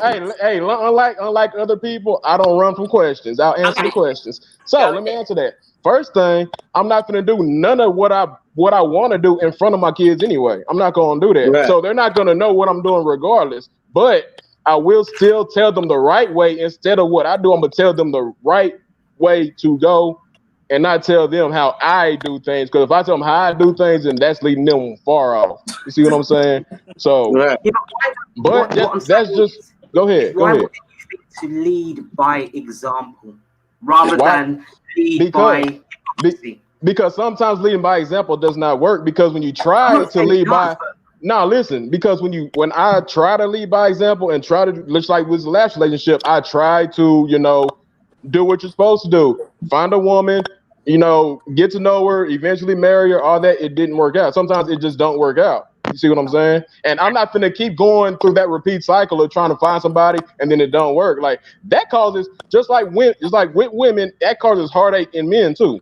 You see what I'm saying? Right. So sometimes you can't, when it comes to that, you can't lead by example. You just got to show them the right way. What I'm saying though is that we've talked about the struggle. We've talked about what happens with male and female, the competition, the battle, the sexes, however you want to call it. And you said at the beginning you've got 3 daughters, and I'll be honest with you. When you said that to me, I did think, "Raw, that's hard." Like, because that's 3 daughters that at some stage are going to get out in the big wide world, and this is what I was thinking. If for any reason any one of your 3 daughters came by a younger version of you, what happens? You already know what's gonna happen. I ain't gotta answer that. But that's just how. Hey, that's what it is, though. I always tell men, right? Treat women the same way you would want your daughters to be treated by a man. Yeah, but you got some of these women that you got some of these. Jiggy, hey, look, Jiggy, AQ, Jiggy, AQ. Listen, Johnny has turned a whole 180 on us, man. Yeah, He just said, forget that. All right. Yeah. You know what, Johnny? Because I was gonna come to you anyway. I was gonna come. Okay, that's what I wanted to know. You know what? I love these discussions. I think they're brilliant. It's true though. It's true, right? Like, I always think that men should treat their women the same way that they want their daughters I agree. to be treated by a man. So why is it still okay for y'all to have your fun and do what the hell y'all want to do? Tell me. We didn't say it was we gonna have our fun and do what we want to do. But at the end of the day, some women, y'all be acting like y'all that nigga. Like you said, y'all acting like y'all masculine. But wait, hold on. The reason why we act like we're masculine is because we've been hurt so many damn times by the men. Right, but wait, check this. We gotta change the roles, and we reverse the roles. And we treat y'all the way y'all been treating us for so long. That's what happens. So women get hurt by the man, and then they change. Because it's like, I need to protect myself now. You know what? I'm going to do them like the way they do me. That's how women change. And that's where the role reverse happens in relationships. Especially if they keep on coming across, say they keep on coming across the wrong guy. Or, they've been hurt several times before. You know what I'm saying? Until they find that guy that really treats them completely different, maybe like how their dad raised them to be, like, or to accept a man. Until they get to that guy, a lot of the time, females get sick and tired and beat out by dealing with this mess. So, why is it that men will not treat... I mean, you get to that point eventually. I think y'all do when you settle down. But when you're having your fun and you in your prime and you sowing your oats and doing all that mess, why is it that y'all don't have that mindset of, why am I treating this chick like this? Or why am I treating this female like this? When I wouldn't want any man to do that to my daughter, because I know if my daughter came home crying to me about a man treating her like that, I'm going for him. Y'all know you would. Please elaborate, sir. Gentlemen, you have the stage. No, we're gonna start switching it. Go ahead, AQ. We're gonna start switching this shit up on you. Guys, Can I start by saying one thing? Depending on what age group you're talking about, we are talking about the levels of maturity. Maturity is exactly what is the problem here. When you talked about the time when you're going out there and you're sowing your oats and you're doing all those things that, just to learn and to understand, you're lacking in maturity. Because in many ways, if at that time when I was doing those things, I was in the Brotherhood. And the Brotherhood would be what I did to that girl the other day. Boy, listen, this is what I did. And we would all sit and talk about what we did and this, that, and the other. And we would talk about it. And it'd be like a race, a competition. Oh, how many girls can you sleep with? Or how many people can you live in that bad lifestyle? But then you do get to a point where you just don't want that life anymore. You don't. And as I said before, children tend to change your view of life. And if you are a man and you then have a daughter, it really changes your attitude on life, because you suddenly realize that at some stage, someone is going to either break her heart or treat her heart properly. And I don't know which one's going to come first. I don't know. But what I do know is that maturity is men, unfortunately, don't mature quick enough. Women mature a lot quicker than men do, a lot quicker than men. There is no discussion about this. Men do not mature as fast as women do. And that's more biological than anything else. Women do mature, which is part of the reason why you find a lot of women will be dating older men, because the older man has actually got to the stage where he's a little bit more mature and has come out of the stage. When I was 20, I the amount of girlfriends I had when I was in my 20s, sorry, not girlfriends, friends that were girls that would not date me or date 20-year-olds when I was 20, because they would be like, no, you're too young, you're not ready for this yet, you know. And they were dating 25 and 26-year-olds. Now that may not seem like a great deal, but actually in terms of maturity, that's massive. That's a big jump from you just coming out of school and college and, you know, to actually, I've been working a while now and I've got my own place, I've got my own car, I've got my own responsibilities. You know, there's a big, massive difference. Now, what I find, and this is something that I've noticed just in my own life, is that I was definitely immature. I was so immature. It took me probably until I got to my probably early 30s before it really hit home for me. It really did. And that's the point. It did hit home for me. The problem being is that I had already done a lot of the damage already. I had already broken hearts. I had already had my heart broken. I had already done some of the things that I wish I hadn't done by that time. But by the time I got to my early 30s, boom, it's like I suddenly understood where I was in the world. The problem being is that not everyone's going to get to that stage, and some men never get to that stage. Wow. But remember that there are some mature 50 and 60-year-old men that still don't understand. They still carry on. That's true. That's true. They say men start maturing when they're in their 30s to 40s, like usually in that range. They're starting to more want to settle down and stuff like that. And I remember being She said, "Yep, I'll date older men for some same reason." But some older men act the same too. Some older men act childish too. What I'm saying is that the older man. So this is the thing. It's generational. The older man is older than her. He's still immature for his age because he ain't able to get a girl his age. So he's dating someone younger than him because she thinks he's mature. I mean, maybe you don't want a girl his age, though. It's true. Yeah.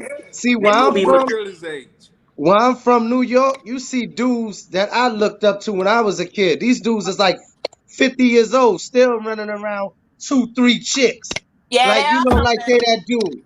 So, Mr. Johnny, don't switch up, because I know you was on your John. He's switching up, bro. He's switching all the way up, bro. No, but it's true. I'm sure there's a lot of females that were probably in the chat that wanted to date older guys. When I was in my 20s, I wanted to date somebody, and I used to tell my friends all the time, it's like, no, I want someone 10 years older than me. I was like, I'm sick and tired of these guys that are like my age. I was like, I can't do it no more. I'm done. See, thank you, Mr. Johnny. I really did. I said I want someone 10 years older than me. And I started dating guys 10 years older than me because they were giving me what I needed mentally.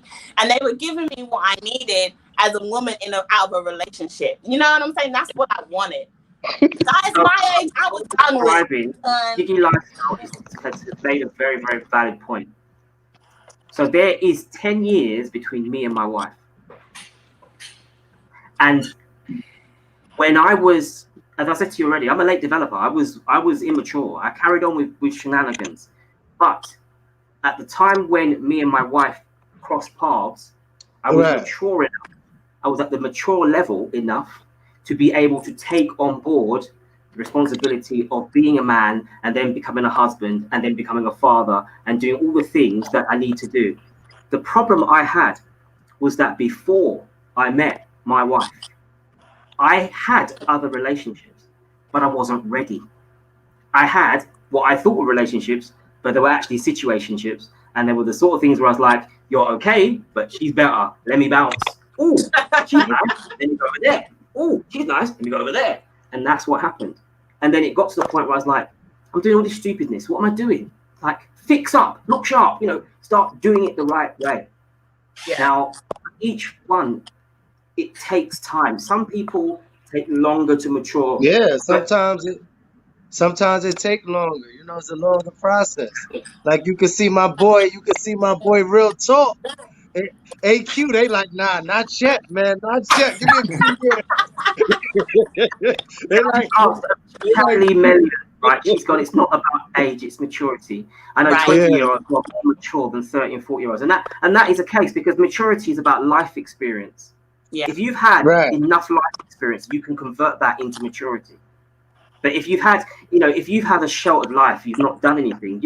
What do you know? You just know nothing. You just know what you see when you click on WAP and you check on online and all this nonsense. What I'm saying is that obviously maturity is it's one of those commodities that we don't realize how valuable they are, and we don't realize how important it is to the person looking at you now and saying, is this person someone I could deal with? Could I spend the rest of my life with this person?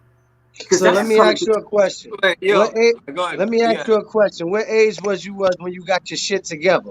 Like you realized, yo, I'm done with this pimping. 30. Yeah. Yes, keep it I was 30. Keep it real. I was You was in my what? 30s. I was 30. 30 what?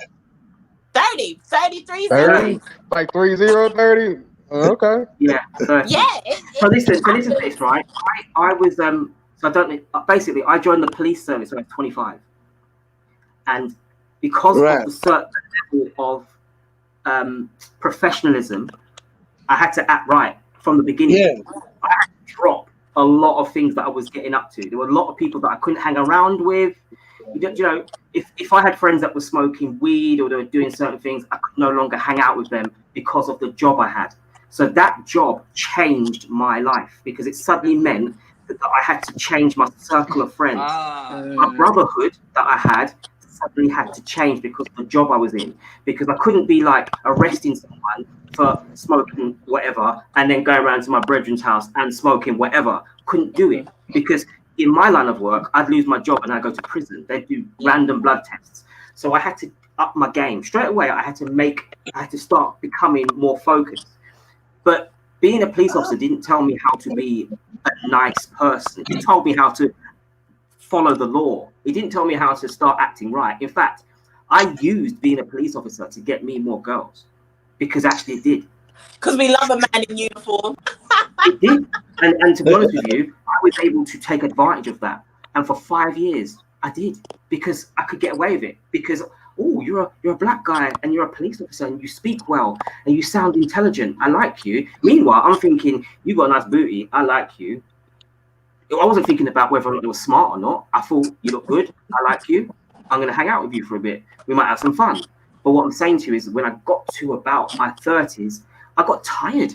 I just got tired. I was like, I don't want to go to bed and be like, who's this person? Or I'm on my own, or I'm feeling lonely, or I'm in a relationship, but I'm actually on my own. What's all that about? Do you get what I'm saying? Why would I want to ever be, just unhappy? And I think that's another thing. If us men actually sat down and said, am I happy? That might, you get what I'm saying? I'm not saying if you're having fun and being happy are two different things. Because having fun is, you can have fun playing Xbox. You can have fun, I'm talking about, are you genuinely in your core happy? Do you get what I'm saying? Yeah. Shanley said, she made a really good point. Shanley said, hold on, let me see. Some guys also have the wrong definition of a man. The home was fatherless, so they learned to be a man from their boys. Some men believe money and the amount of money you play equates to being a man. How do y'all feel about that? I agree. I mean, she's telling the truth.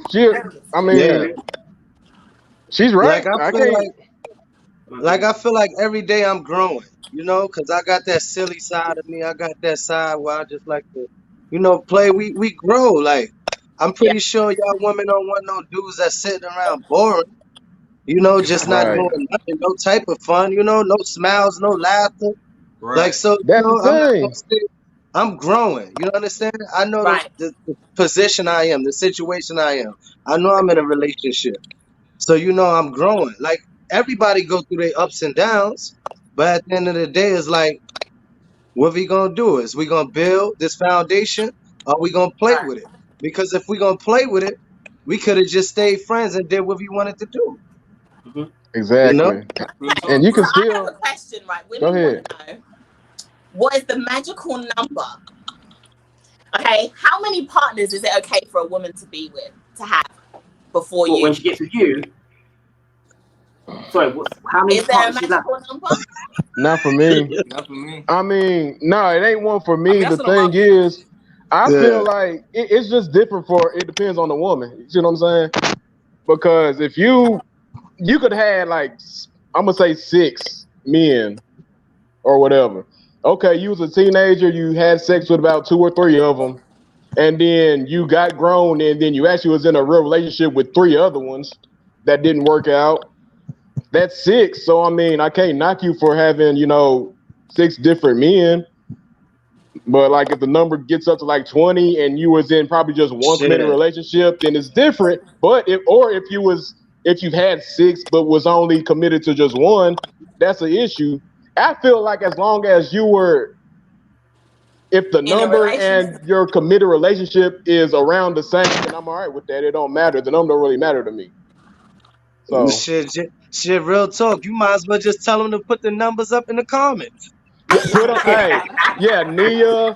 Nia, Fifi, who else in there? Shanita, We, put we your ain't gonna numbers judge in there. y'all. Them digits. It's all love.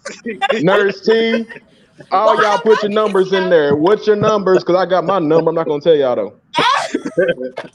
Candice I and hear G. that you guys have a magical number. I hear that it's female, so say it, girl. Okay, go on, Mr. Johnny.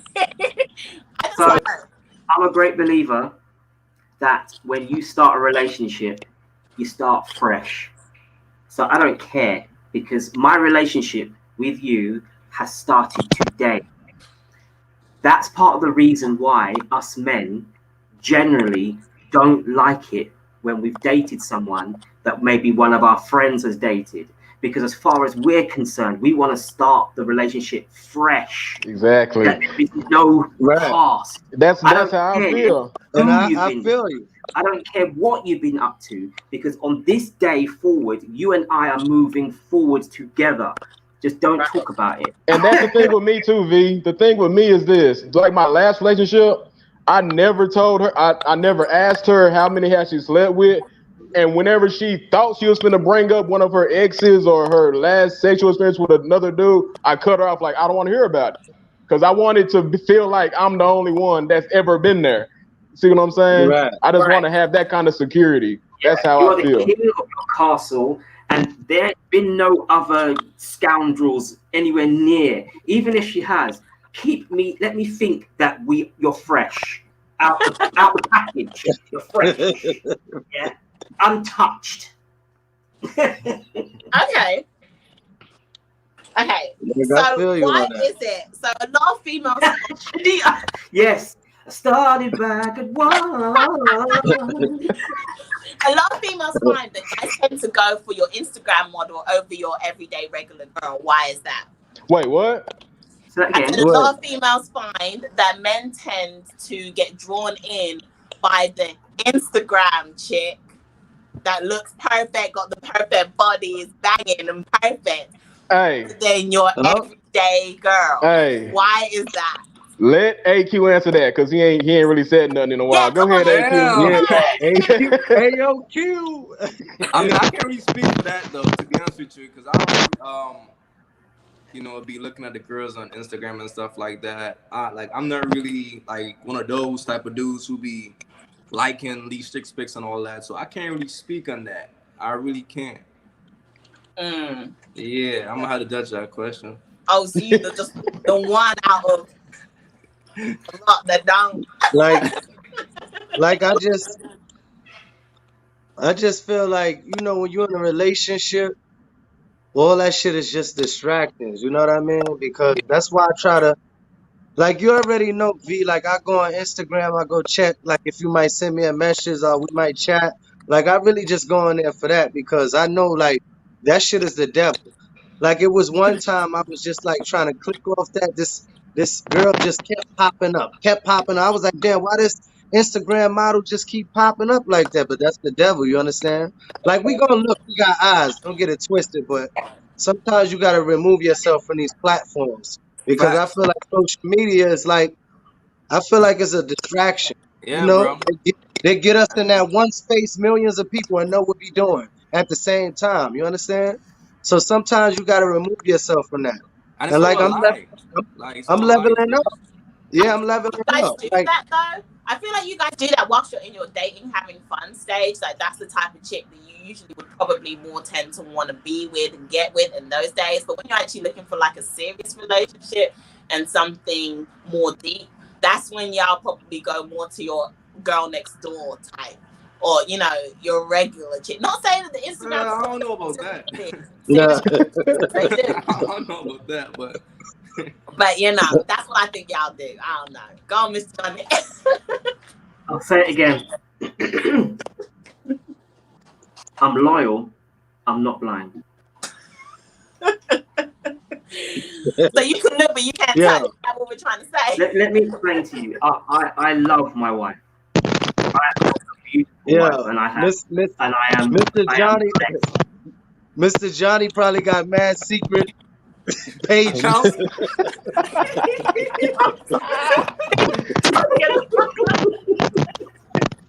Listen to me. Yeah.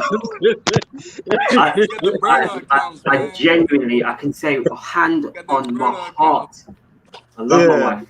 He That's does. what's up. That's what's up. When I see obviously the Instagram girls, do you know what, they are beautiful. We are not disputing whether these women are, you know, then they are perfect. They are beautiful. They're My bad. stunning. Keep They've on, got man. all the plate, you know, hair, legs, thighs, whatever does your fancy, whatever it is you like, they've got it. Yes, we know that.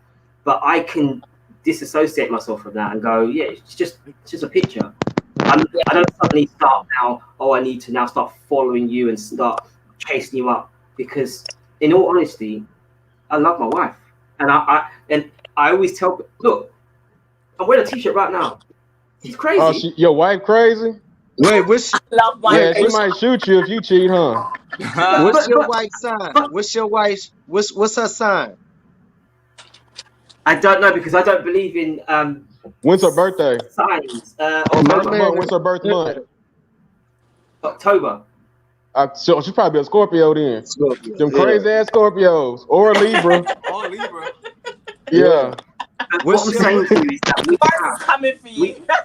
there are, so, you know, the Instagram girl, you know, Kim Kardashian, they're all, you know, these are beautiful, fake looking women. They're not real, are they?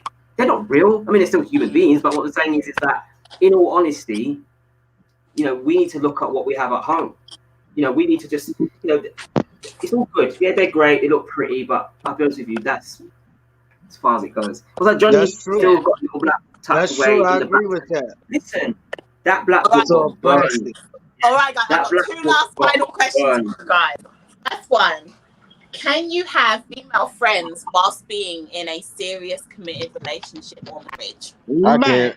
Nah, I can't. Look at them. They're like, man, Dash. Nah. Man, I cut them off. my shorty Like, don't play that shit. I don't cut them off. Like, I keep them on my social media and shit like that. But when it comes to just having too much conversation with them, I don't do that because I respect my woman. You see what I'm saying? I know how she would feel if I did that, and I wouldn't want her doing the same thing either. So it boils down to Right. the impact it has on, because it could. Do you want to be arguing about your friends with your wife, your girlfriend? Because this is your friend. Your friend was there before your wife, your girlfriend. They'll probably still be there if you break up, but you are going to have to change the way in which you deal with them to not offend your missus. I think that is it in a nutshell. It's all about respect. You have to change. If you say to yourself, right, I'm still keeping my friends and nothing's changing, you ain't going to last. Because it's just going to grate on the woman that you're with. She's going to be thinking, well, why is she just hanging out with you? Is she after you? Are you after her? That's how women are. That's how women are. You know one thing about women, y'all don't play. Like y'all don't play. Like, okay. Look. And do you feel like Shanita, stop. Okay, is it okay to date someone if you are separated? Can you date someone else whilst you're separated from? if you are separated, gonna get a divorce separated? Yeah, but if you're separated just to get some breathing space, separated, no. It just depends. I disagree. Like, I think you can, or like you should. Like, I don't see why not. Wow. Yeah, but won't that build if you do that? No, So be if you're separated. separated and you were to cheat, because technically, you're not divorced. You're just apart from each other. So you're still there is still a level of connection between the two of you. If you are separated with a view that you're going to get divorced, then you've already gone. You're not separated. You're split. Separation is not split. Separation is just space.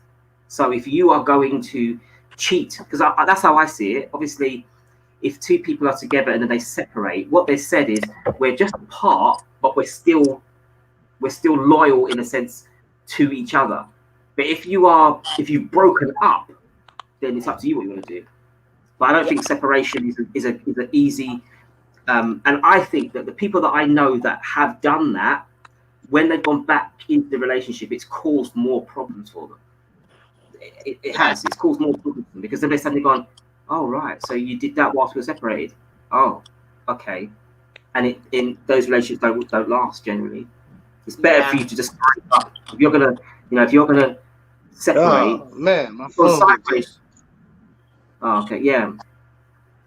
Yeah. No, I know Steve Fifi says it's not cheating, but cheating. For me personally, if I'm with someone and then we say that we're going to separate, actually, I think someone wrote about having you've got to talk about it. If you're saying to yourself, right, well, we've been together, but now we're going to separate, then the two of us have got to talk to each other. What's agreed? If we're separating, are we each going to be able to date? Are we able to go out? Are we able to meet new people? Because keeping in mind, what was the whole purpose of separation in the first place? If the separation was just for us to have space from each other, then fair enough. But if the separation is more than that, then you might as well split up. What's the point? It's wasting more time. Right. That's why you should date other people. Yeah. If you're still separated, why would you date, right? Yeah, exactly. Some people feel like you're separated, you're not saying you're committed right now. You know, you're trying to venture out and get a feel. It's kind of like the entanglement situation with Will and Jacob. Well, I think has said that now you're putting on the shelf with a separation. It depends on the terms of separation. Yeah, you've got to decide between you what are the rules. You know, if we're going to separate, what are the rules? Are we going to be able to see other people? Are we going to be able? You've got to make those rules up. You've got to have the conversation that we're separating. Because if we're just separating, then to me, separating is with a view that you're going to get back. Because that's separation is just like you've just needed a bit of space. You know, right. What I'm saying to you is if we're going to break up, then just break. Because why waste time? But then obviously it's different because if you're married or you've got kids, all those kind of things, it makes it more messy. But I'm just saying that it's, you know, I think when people talk about separation, sometimes people think separation is just an easy way to say, yeah, I can now have fun. But actually, what happens if you two get back together again? You're going to live with the rest of your life with that person knowing that whilst we were separated, I was getting mine, you know? Right. It's still kind of, yeah. I don't know. Shanley said you should just break up, divorce. Separation means I've clocked out. Yeah. I kind of agree with you, Shanley, to be honest. That's but what you know, we're here. I don't know. But guys, wow, it has been an amazing welcome to the Gentleman's Club. Jiggy. Jiggy, I think Jiggy's battery died. I think that's what happened, unfortunately. But I just want to say thank you, gentlemen, for spending these 2.5 hours with me. I really appreciate. Thank you, Real Talk 87. Thank you, MrJohnny25. Thank you, AQ. And thank you, Jiggy Lifestyle. Guys. V, you did your thing. You held it down. You held it down. Oh, thank you. Wonderful people. We loved it. Can I just say, guys, if you don't know, check out AQ, me, and Real Talk. Make sure you hang out with us. Connect with us on YouTube. Join our families. Absolutely. Guys, make sure you join with them. Honestly, you will not be disappointed. Their channels are amazing. I would not bring them up here on the show if I did not believe in them and what they do out here on YouTube. They are amazing. Please, please, please connect with them on Instagram and on YouTube. Okay, guys?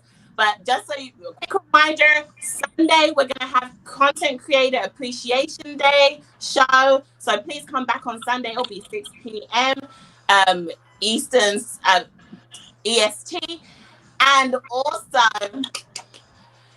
y'all get to see a little something different from me. Next week we're gonna have the amazing Dr. Harrison. That's what I'm gonna start calling him because I just figured out that he's a doctor this week. But the amazing Harrison family vlogs on the show talking about broken families. I cannot wait. It's going to be amazing. Thank you all in the chat for being the wonderful people that you are. I hope you all enjoyed it. Make sure you thumbs up this live on your way out. And if you haven't connected with me, please do so. I missed something. Don't miss these lives, guys. They get better and better every week. Thanks again for joining me. Hey, V, hold on, V. Hold on, V. Let me ask you a question. You put us on the spot. Let me ask you something real quick. Okay, go ahead. Which was better, this one or last week? Us or the women?